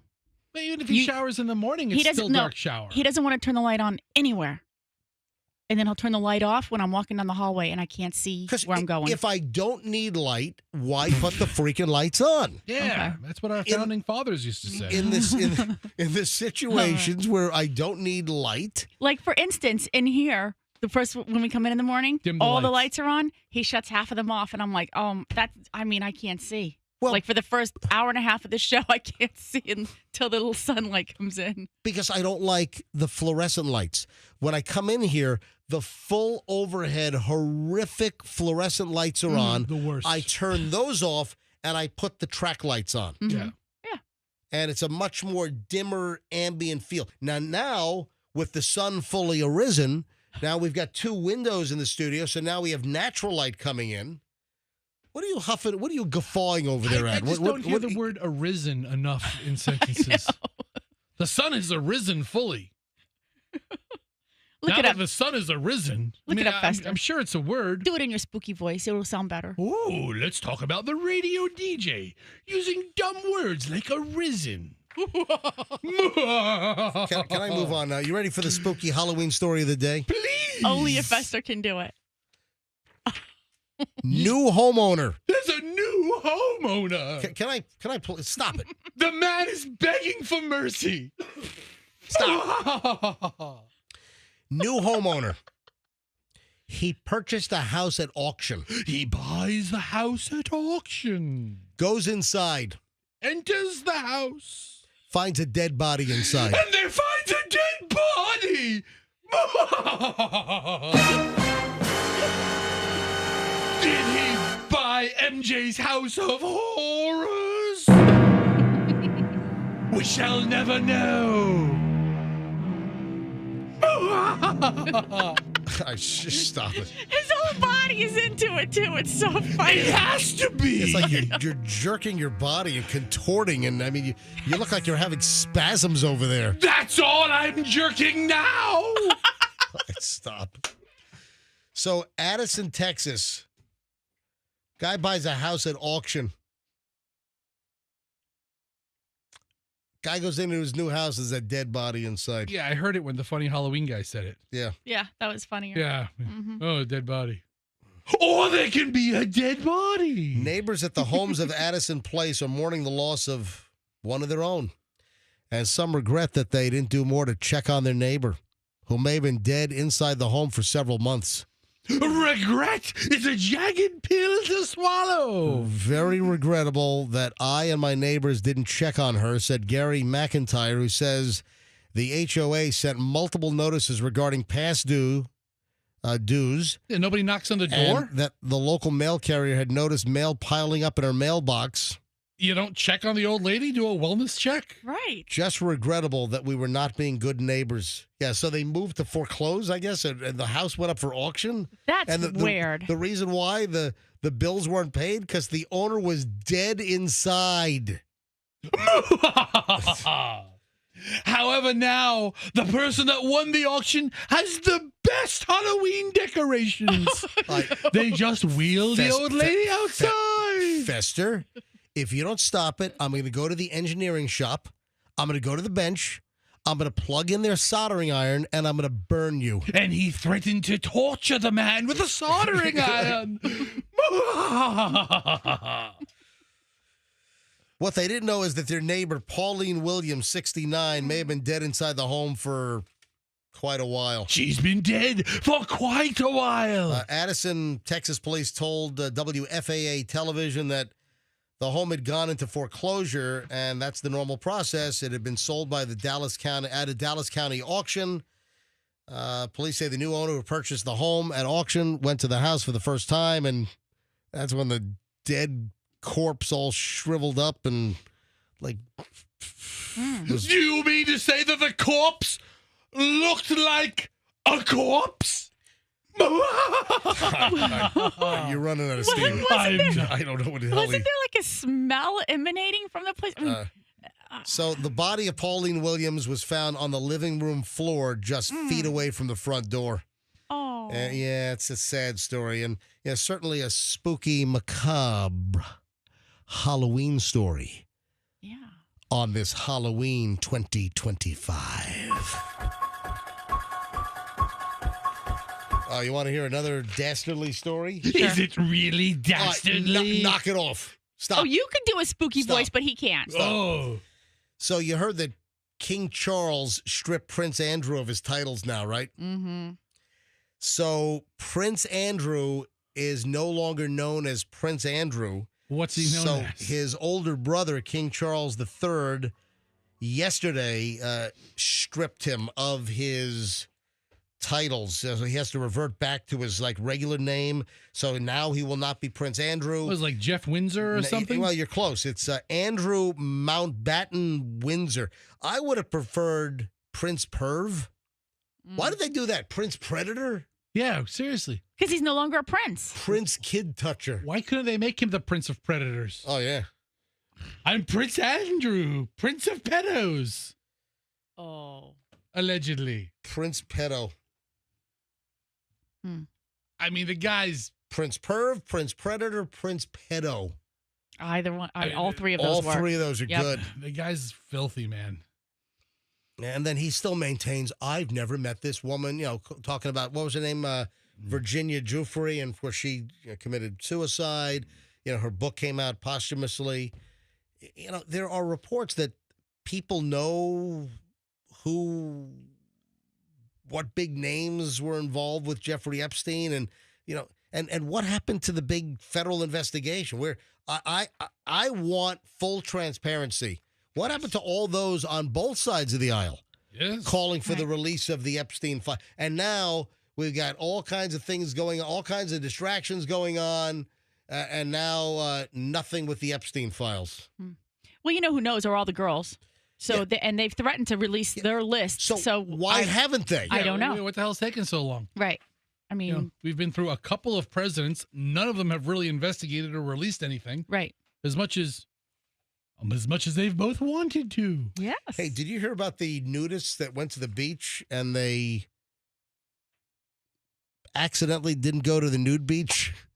Oh, no. Yeah, now they're in trouble. This is over in St. Lucie County, Fort Pierce. Yeah, the St. Lucie County Sheriff's Office. Yeah, they...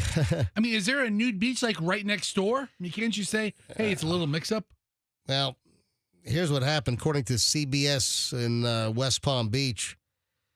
Yeah, so the St. Lucie County Sheriff's Office, they're responding to a surge in complaints about unauthorized nudity at Little Mud Creek boat ramp at the beach and surrounding areas, a location known and designated as a nude optional zone. The parking area at a Blind Creek beach is being paved.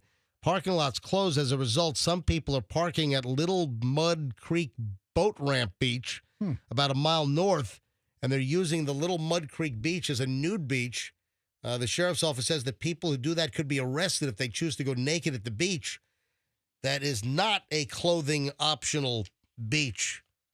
So there are 5 or 6 people that have been arrested for public nudity. You have to read the sign, man. I mean, it seems like they were on the right track as far as there being a nude beach locally, but you can't walk to the beach in a towel, right? I mean, when you get to the nude beach. No. Weren't there other people around that weren't nude? Apparently so. If you go to a nude beach and you're the only naked person. Right. Don't you kind of think to yourself, Yep. Let me think about this. One time I went to a nude beach accidentally, thinking it was a regular beach. Yeah? Yeah. What was that like? It was. Was it fun? No. Were you with Allison? No. Before Allison? I was with a buddy. Oh, And it was a gay nude beach. Stop it. Yeah. Are you making this up? Dude, you remember the BJ morning show cruise? Oh, yeah. Me and Hurricane go down to Key West and we rent mopeds around. Oh, I remember that. And you guys ended up at a nude gay beach? Yes. It's like, there's a nude beach here. We should go. We get there and it's all dudes. And we're wearing jorts. And we're like, That's funny. Sit down, fellas. By the way, I'm looking at the 6 mugshots of the 6 people that were arrested for being nude when they weren't supposed to be nude. You don't want to see any of them naked. None of the. I'll hold this up. I'm going to hold this up to MJ TV right now. I don't want to see any of these people nude. Not a one of them. I don't want to see that lady there. I don't want to see those guys. I don't want to see. Why not? They might be hot. Oh, okay. Well, let me tell you, if you want a real house of horrors, go to a nudist resort. This guy, I got Scruffy Smith over here. Yeah, I mean, these people. Or Snuffy Smith, whatever that guy was. Anyway, just if you go to a nude beach, make sure that you're at a nude beach and not at a beach not designated as a nude beach. That guy is a Snuffy Smith lookalike. I told you. I know. Well, I'm not making this stuff I had up. to see it. All right, what time is it? 9:17. I got a couple more moments here before we have to break, and then we've got the final segment all lined up here on a Halloween Friday on the MJ Morning Show. A study has shown, on average, how many pieces of mail the post office loses every single month. Between 2022 and 2024, more than 542,000 pieces of mail went missing in the U.S. Postal Service system. So, 2-year period, over 500,000 pieces of mail. So 15,078 pieces of mail go missing on average every single month inside the USPS. Well, guess what? I know. They lost 2 pieces of my mail. And these weren't regular little stinky letters. These were, priority mail, big cardboard envelopes that they lost. And it was mailed at the Tampa, Maine Airport Post Office. Well, they love losing that mail the most. That started a whole hassle with the IRS because there were 2 IRS checks. Anyway, what a hassle that is. Speaking of the airport, you saw we had a JetBlue flight that wasn't coming to Tampa that came to Tampa yesterday. You see this? Well, why'd that happen? Well, you know what? They just said some kind of altitude problem, that the plane suddenly lost altitude. So they diverted to Tampa. This was JetBlue flight 1230 yesterday. They left Cancun in Mexico en route to Newark Liberty Airport up in Jersey. And somewhere over the Gulf, they had altitude issues and the plane lost altitude. It looks like, I tried to go back and look at the flight, the actual data on Flight Radar 24, and I could see a little bit of a dip, but apparently it threw passengers around, so I would imagine that these were unbelted passengers. Hey, when the captain or the flight attendant say that even if the seatbelt signs are off, that if you're seated in your seat, why don't you keep your seatbelt on? That's for good reason, because you never know when you're going to hit some clear air turbulence. You never know when you could get jolted. So this flight had a sudden drop in altitude. It must have tossed people around. And the flight that was headed to Newark made an emergency landing. This is JetBlue 1230, landed a little after 2 p.m. yesterday. Michelle, I was on the couch yesterday doing show prep right at this exact time, and this thing would have flown right by the house out over the bay. So the flight landed. Then they ended taking, I think it was 20-something people were taken to local hospitals. You want to hear a little bit of the pilot? Yeah, do you have the audio? I have an ABC News report that works it in. All right, go. Let's hear it. Tampa, JetBlue 1230, descending to 10,000, we need medical equipment. Around 2 p.m. yesterday, the pilot of the Airbus A320 reporting a, quote, flight control issue, diverting to Tampa, Florida for an emergency landing. We've got at least 3 people injured.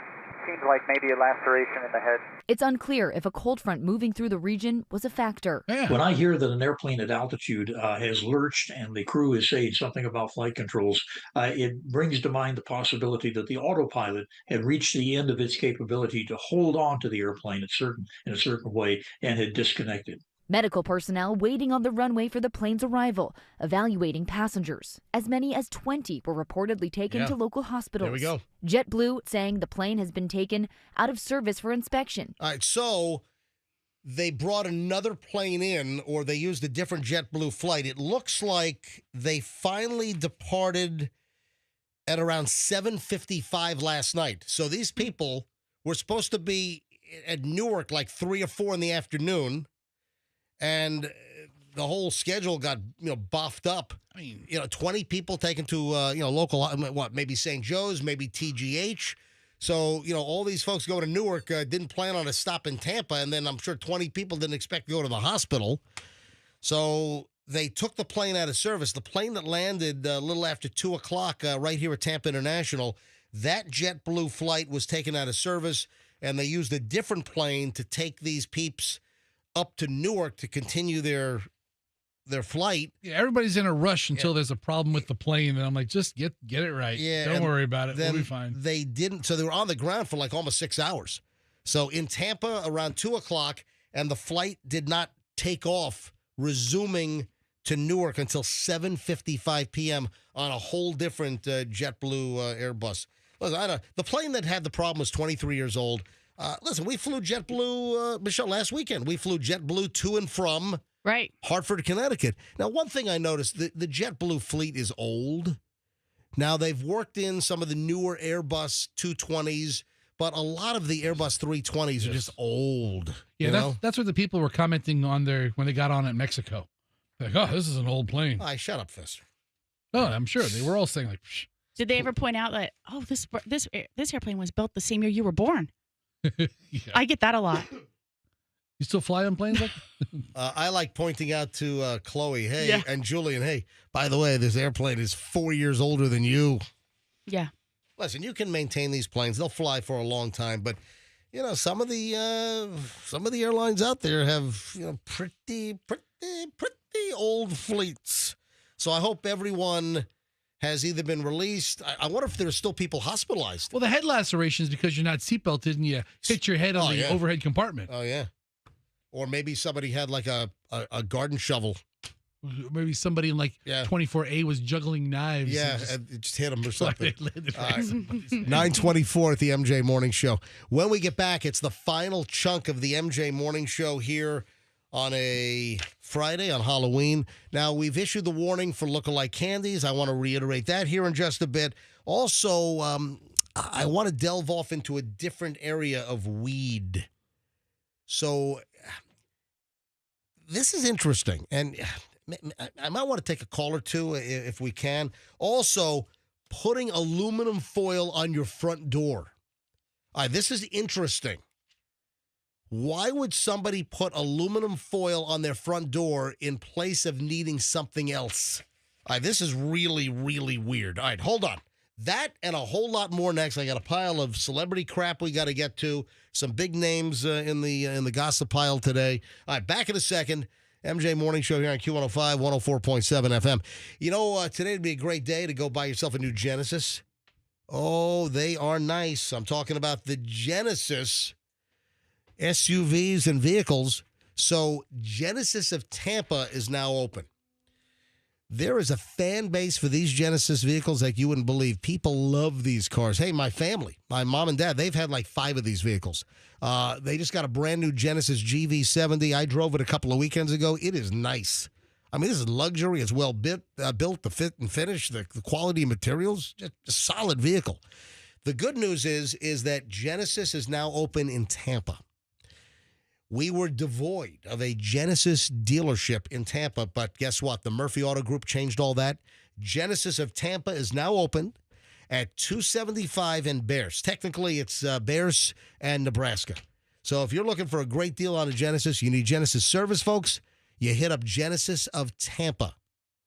GenesisofTampa.com and tell them that MJ sent you. Your air conditioning is going to break. I hate to be an alarmist over here. I hate to be old negative Nelly over here, but I'm being honest. Your air conditioner is going to break. When it does, you need a reputable, great company to fix it. And that company, I tell you right now, is Plan B Air Conditioning.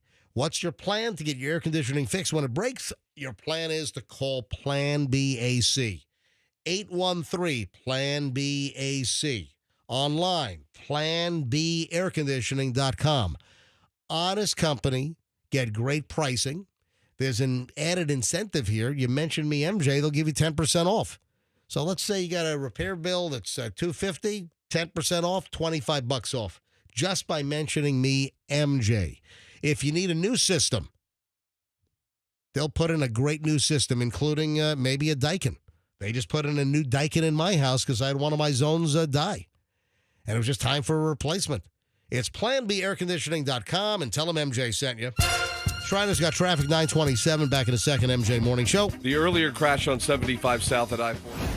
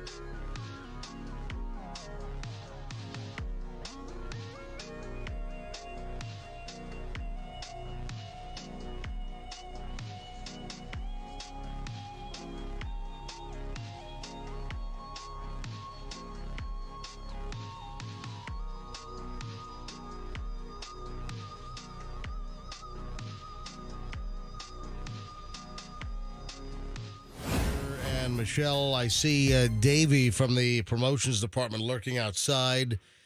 We're minutes away from the last attempt to open the safe. Wouldn't that be so cool if the last guess, as the contest ends on this last day of October, wouldn't it be great if the last freaking guess opened up this safe? It'd be a dream come true. It would. And I'm really pulling for it. So we'll tell you when to call in a few minutes. Because so far, this safe has been a nightmare. Virtually unwinnable. Do we want to take a call from Angry Joe? Do we? Is he angry? Well, Andrew says that Angry Joe's got a few things. Oh, no. All right, let me roll the dice here. All right, Angry Joe, welcome back to the MJ Morning Show. You have a list of grievances or gripes. What do you have? The one gripe is I just hate Halloween. The constant doorbell ringing, the little kids all disturbing me. I'm done with the little kids. I had them myself. What? Come on, Angry Joe. I don't like answering the door. Angry Joe is defecating all over Halloween. It's one time a I got year. a couple things for you. Your Egypt neighbors with the Rubbermaid table. Oh yeah, our neighbors that are in Egypt that will not be participating in the Halloween block party, and let the whole neighborhood group message know yesterday that they won't make it because they're standing in front of pyramids in Egypt. Right. On the table, you put a litter box. You put a little bit of litter in it, and you fill it with Tootsie Rolls. What the hell? A litter box with Tootsie Rolls. Yes, it looks very realistic. One other thing, on Fester's comment earlier in the week, would it kill you on the rejoin to play me Monster Mash instead of the stupid music you just played? I mean, I'm all for a little Monster Mash, but Hold on, you called Gangsta's Paradise stupid music? Well, for today. Yeah. I played I wanna Halloween. hear Monster Mash. Hold on, wait. I thought you hated Halloween. Now suddenly you like. Now you're trying to direct me on music after you just said you hate Halloween. It sounds like you're I bipolar, hate Joe. answering the doorbell on Sounds like you need Halloween, lithium but pills. I do like that Monster Mash. I hate the doorbell, but I like Monster Mash. Do we have Monster Mash, Andrew? I'm sure we do. I'm sure we I'm not playing I do Monster. have one question about okay. your pizza video. You know your pizza video from Hartford with the clam pizza you had there? Oh, yeah. And there was that one shot that I just keep thinking about where you flash by Chloe's face, and she's making this ridiculously hilarious face, and she's bobbing up and down with her water bottle. What is that? What was that about? No, when I went to Chloe and she grabbed the bottle of Fox on Park white birch soda, which is a whole Connecticut, that's kind of a whole New Haven beats. You got to have the Fox on Park soda with your Connecticut, New Haven style pizza. So she grabbed the bottle and she just did a goofy, like she was all drunk on something face. That's all she did. I just thought the face was hilarious. Yeah, Chloe's face is funny. If you want to see what Angry Joe's talking about, go to my Instagram, Certified MJ Radio, and it's the second to last video posted. So the one I posted last night is Michelle buying $180 worth of freaking candy at Walmart for tonight. And then the video just before that is we're all at a Frank Pepe pizza branch in West Hartford, Connecticut last weekend, and Chloe makes a drinking and all liquored up face. That's what you're laughing at. I got you. Last thing for Michelle. Oh my God! Christ. How much, Joe. dude? You keep going here. What? Joe. I thought you had a couple of things. All right. Yeah, this is it. I just want to say, Michelle, just like you, the wife who you met, she requires me to shower before I'm allowed to get into the bed every night. See, there you go. I feel MJ's pain. Oh, good. Okay, so now it's hygienic Joe. Oh, Angry Joe will hear your gripe list, I'm sure, in the next couple of weeks. Or never again, Joe. I'm waiting for him to say, one more thing. Hey, Joe? Yes, sir. One more thing. I'm still out of... Good. I thought you waited a little long on that one, but I would have pulled the trigger faster. Well, I wanted him to start talking. Oh, man. I wanted him to say something before I wanted to hang up on him in the middle of him. Angry Joe came out for the ice cream launch, so, Great. I don't think we need to make listeners characters. I mentioned a few moments ago No, listen, listeners make some of the greatest characters over my broadcast career. No, when you get the right listeners that become... When they contribute. But, I'm Angry Joe. I hate Halloween. Okay. All right, listen. You're firing It's him? like when we had Tony Soprano Lessons from the Streets when we had that old New York cop. And he's like, today's word is bitchin'. I'm like, oh, God, this is terrible. I didn't And mind. then I got into a fight with the guy. All right, Fester. No. Yeah. Fester. You're lucky to be alive. I didn't mind Angry Joe's phone call. And yes, he brings some good stuff. All right, so we mentioned this earlier today. I think it's worth another mention for parents to be aware of lookalike candies. They're out there.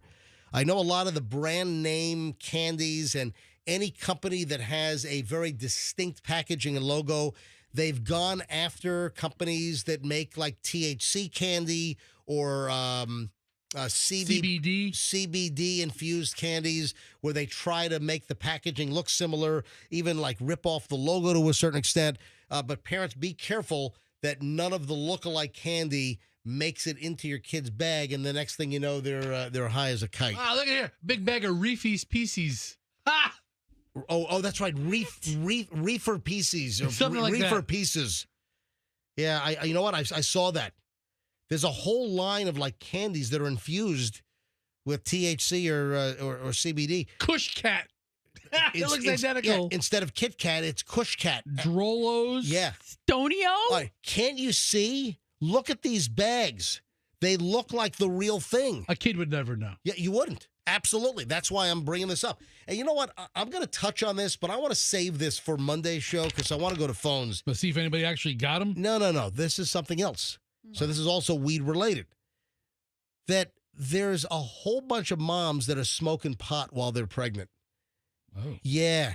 And there's a reason why they say, and I think I want to go to phones on this maybe on Monday. I'm not going to do it now.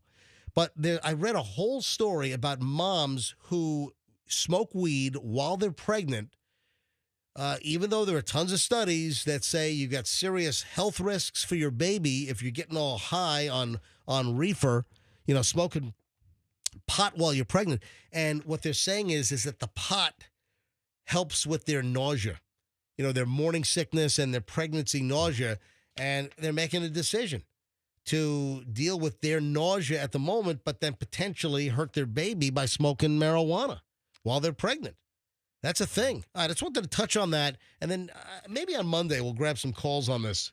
Stone mommies that, and how'd your kids turn out?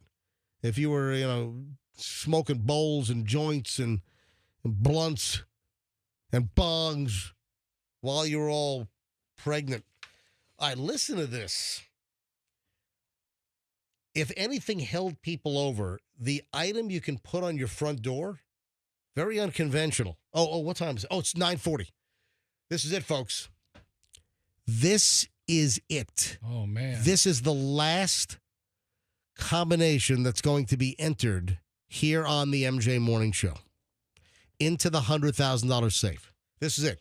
It's all come down to this. I need caller number 7, 800-990-1047. 800-990-1047. Caller number 7. This is the last combination. Please, I'm begging. Somebody get it. Please. Somebody win this contest. Let's open up the vault and get the money out. The MJ Morning Show on Q105 has your chance to win $100,000. $100,000? Oh, $100,000? Holy moly, I haven't hit puberty yet. Oh, it would really be great to win $100,000 right now. All right, so let's go. Caller number 7. All right, Andrew should have the moment. I'm not going to move on to something else. I'm just going to get this done. And, man, it would kick butt if somebody would open this damn safe with the last attempt. I hope so. Listen, but weird crap happens, man. Weird things happen. Things against the odds. Weird stuff has happened. All right. Let me grab caller number 7. It is Mark. Mark, welcome to the MJ Morning Show. Mark, give me 5 digits and open this safe. 3, 3, 3624. That's a Tampa zip code. I think that could be Andrew's zip code up in Carrollwood. All right, here we go. Enter this code: 33624. Oh, Mark, it did not open the safe. Oh, man. And that's it, Mark. That's my home zip code.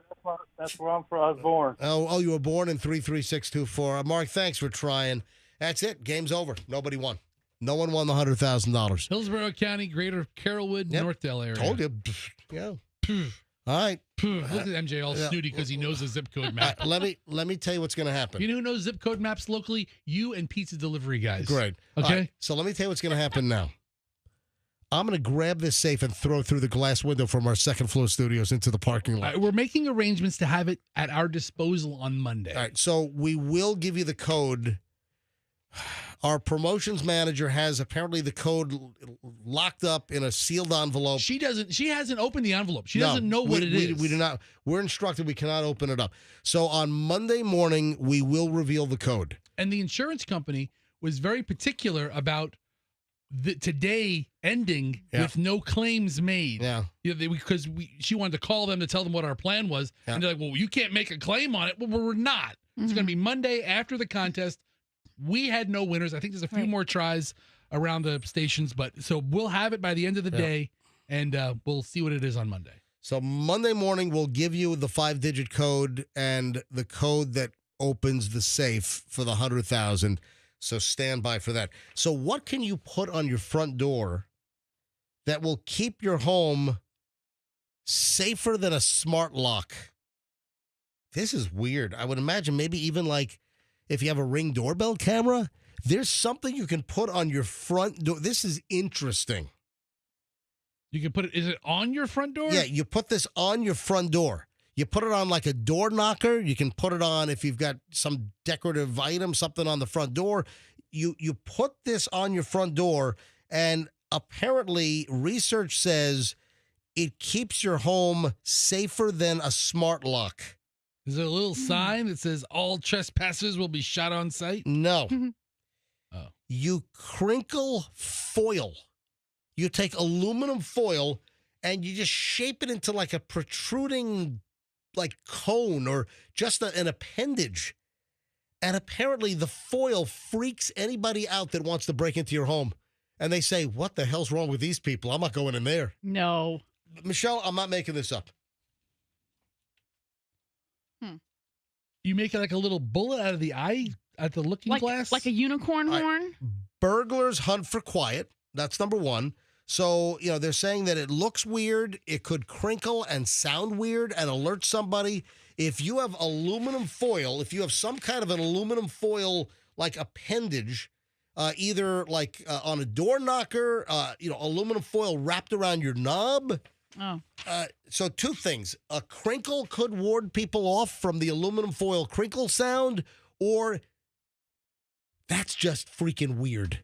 That why do they have this aluminum foil thing hanging off their front door? So that's it. I don't believe that. Yep. Well, look, don't shoot the messenger, Michelle. I wouldn't want to break into a house that has like their door wrapped in foil. So That again, just seems too weird. Two mentalities here. One, what's that weird freaking foil thing on that house? I'm not going in there. Screw that. I'll pick the next house. And then also using foil to make crinkly noises because burglars are going to say, oh, man, foil's going to go, and then I don't want to make any noise. I'm a cat burglar. So heads up. I mean, I never knew this until I saw this yesterday. And now you know it. At 9:46. So today is the 31st. Yesterday, that doofus astrophysicist or whatever his name, that the guy Avi Loeb from Harvard, he had said that if you needed to get anything done important, get it done by October 30th. Because October 30th was going to be really a make or break day, and we were going to know whether this Atlas 3i Atlas object was really extraterrestrial made, manufactured, or whether it was really just, an asteroid or comet or just natural debris from a different solar system. Well, guess what? It is now the 31st of October, and we're still here. There's so much garbage on this Manhattan-sized comet, 3I Atlas, which you've got this Avi Loeb from Harvard, who, by the way, essentially is discredited. For whatever reason, he decided to sell books and get into the weirdo kind of outer space category. And if you talk to peers of his, a lot of them are saying, well, why does Harvard even want him associated with their program any longer? Yes, let me talk to some Harvard peers. Bottom line is, Yes. This Avi Loeb has been pushing this crap that this 3I Atlas. It's like he's making it up as he goes. Yeah, and then yesterday was supposed to be a day that it was going to be closest that it's been with whatever the weird orbit that it's in. What if he's off by a day and it comes tonight during trick-or-treating? I'm not concerned with this. So, the latest is it was, what day was this? Manhattan-sized Atlas, 3I Atlas, which scientists, some think could be extraterrestrial, will reach its closest approach to the sun on October 30th. So that was yesterday, and that's when Avi Loeb was saying, oh, yeah, we'll know something big. Is it going to accelerate? Is it going to behave even more unnatural? And all I'm saying is this is a freaking rock formation with ice and dust, and whatever the hell is, this thing's comprised of. This is not an alien spaceship It might have a living coming form. over. And then there are other videos that are popping up. I saw one that popped up on my Instagram Reels, and someone took all kinds of like a space background, and they clearly had photoshopped something, and then they're making a headline, it's a fleet. Closer inspection shows a fleet of extraterrestrial spaceships headed towards Earth. Will you stop it? It's all fun and games, MJ, until you have a butt probe in you. Let me tell you right now, Take me to your leader. I'm not getting any butt probe from extraterrestrial aliens.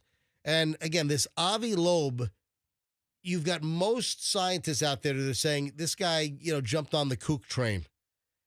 And that. Well, Harvard still has him on their website. But why? That's what they're saying. It's like, why is Harvard still attached to this guy when most credible people in the astronomical space are saying that this guy's just full of crap, and that some years ago he took this bizarre turn in order to go all creepy ET like and try to cash in with these crazy concepts and conspiracy theories. Would it be fair to call him an astronomical ass?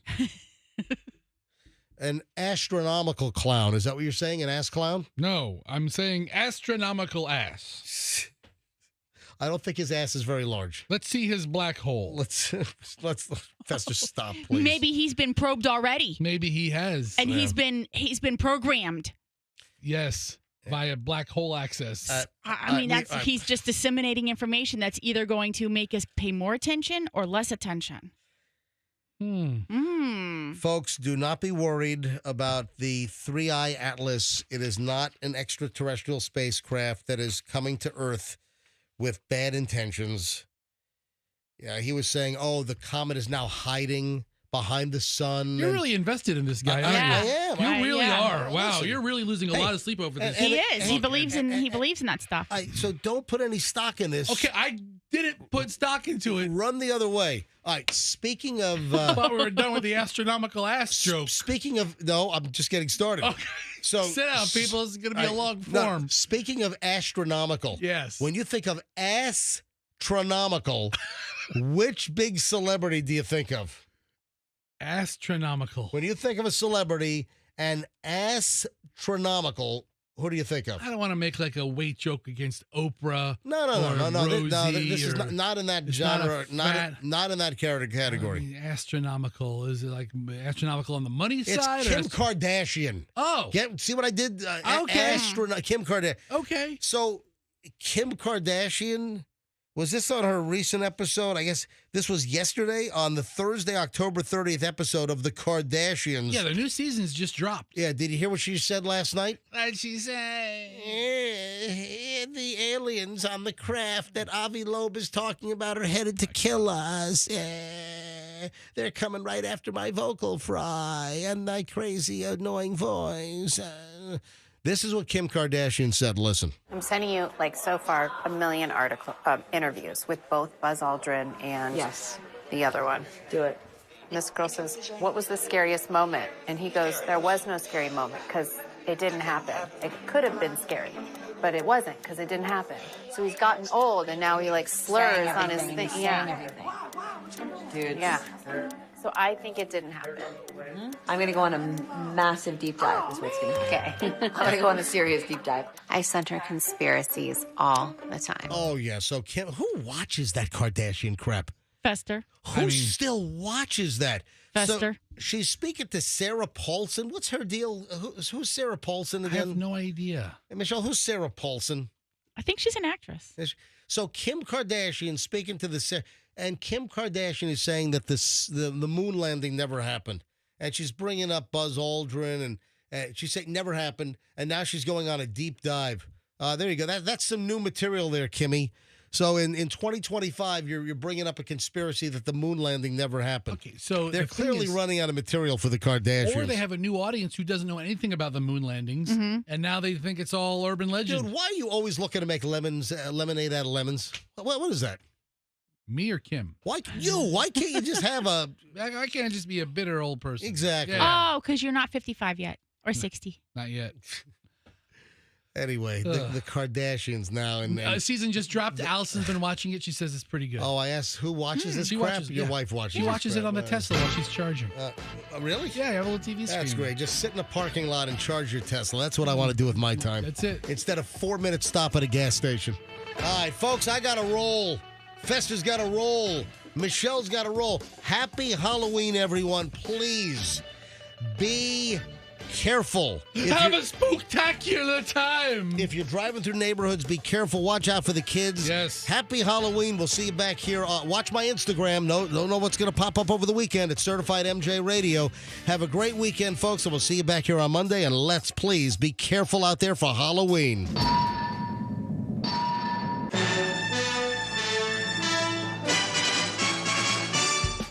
Download the app now. Get the Q105 app and listen to us anywhere.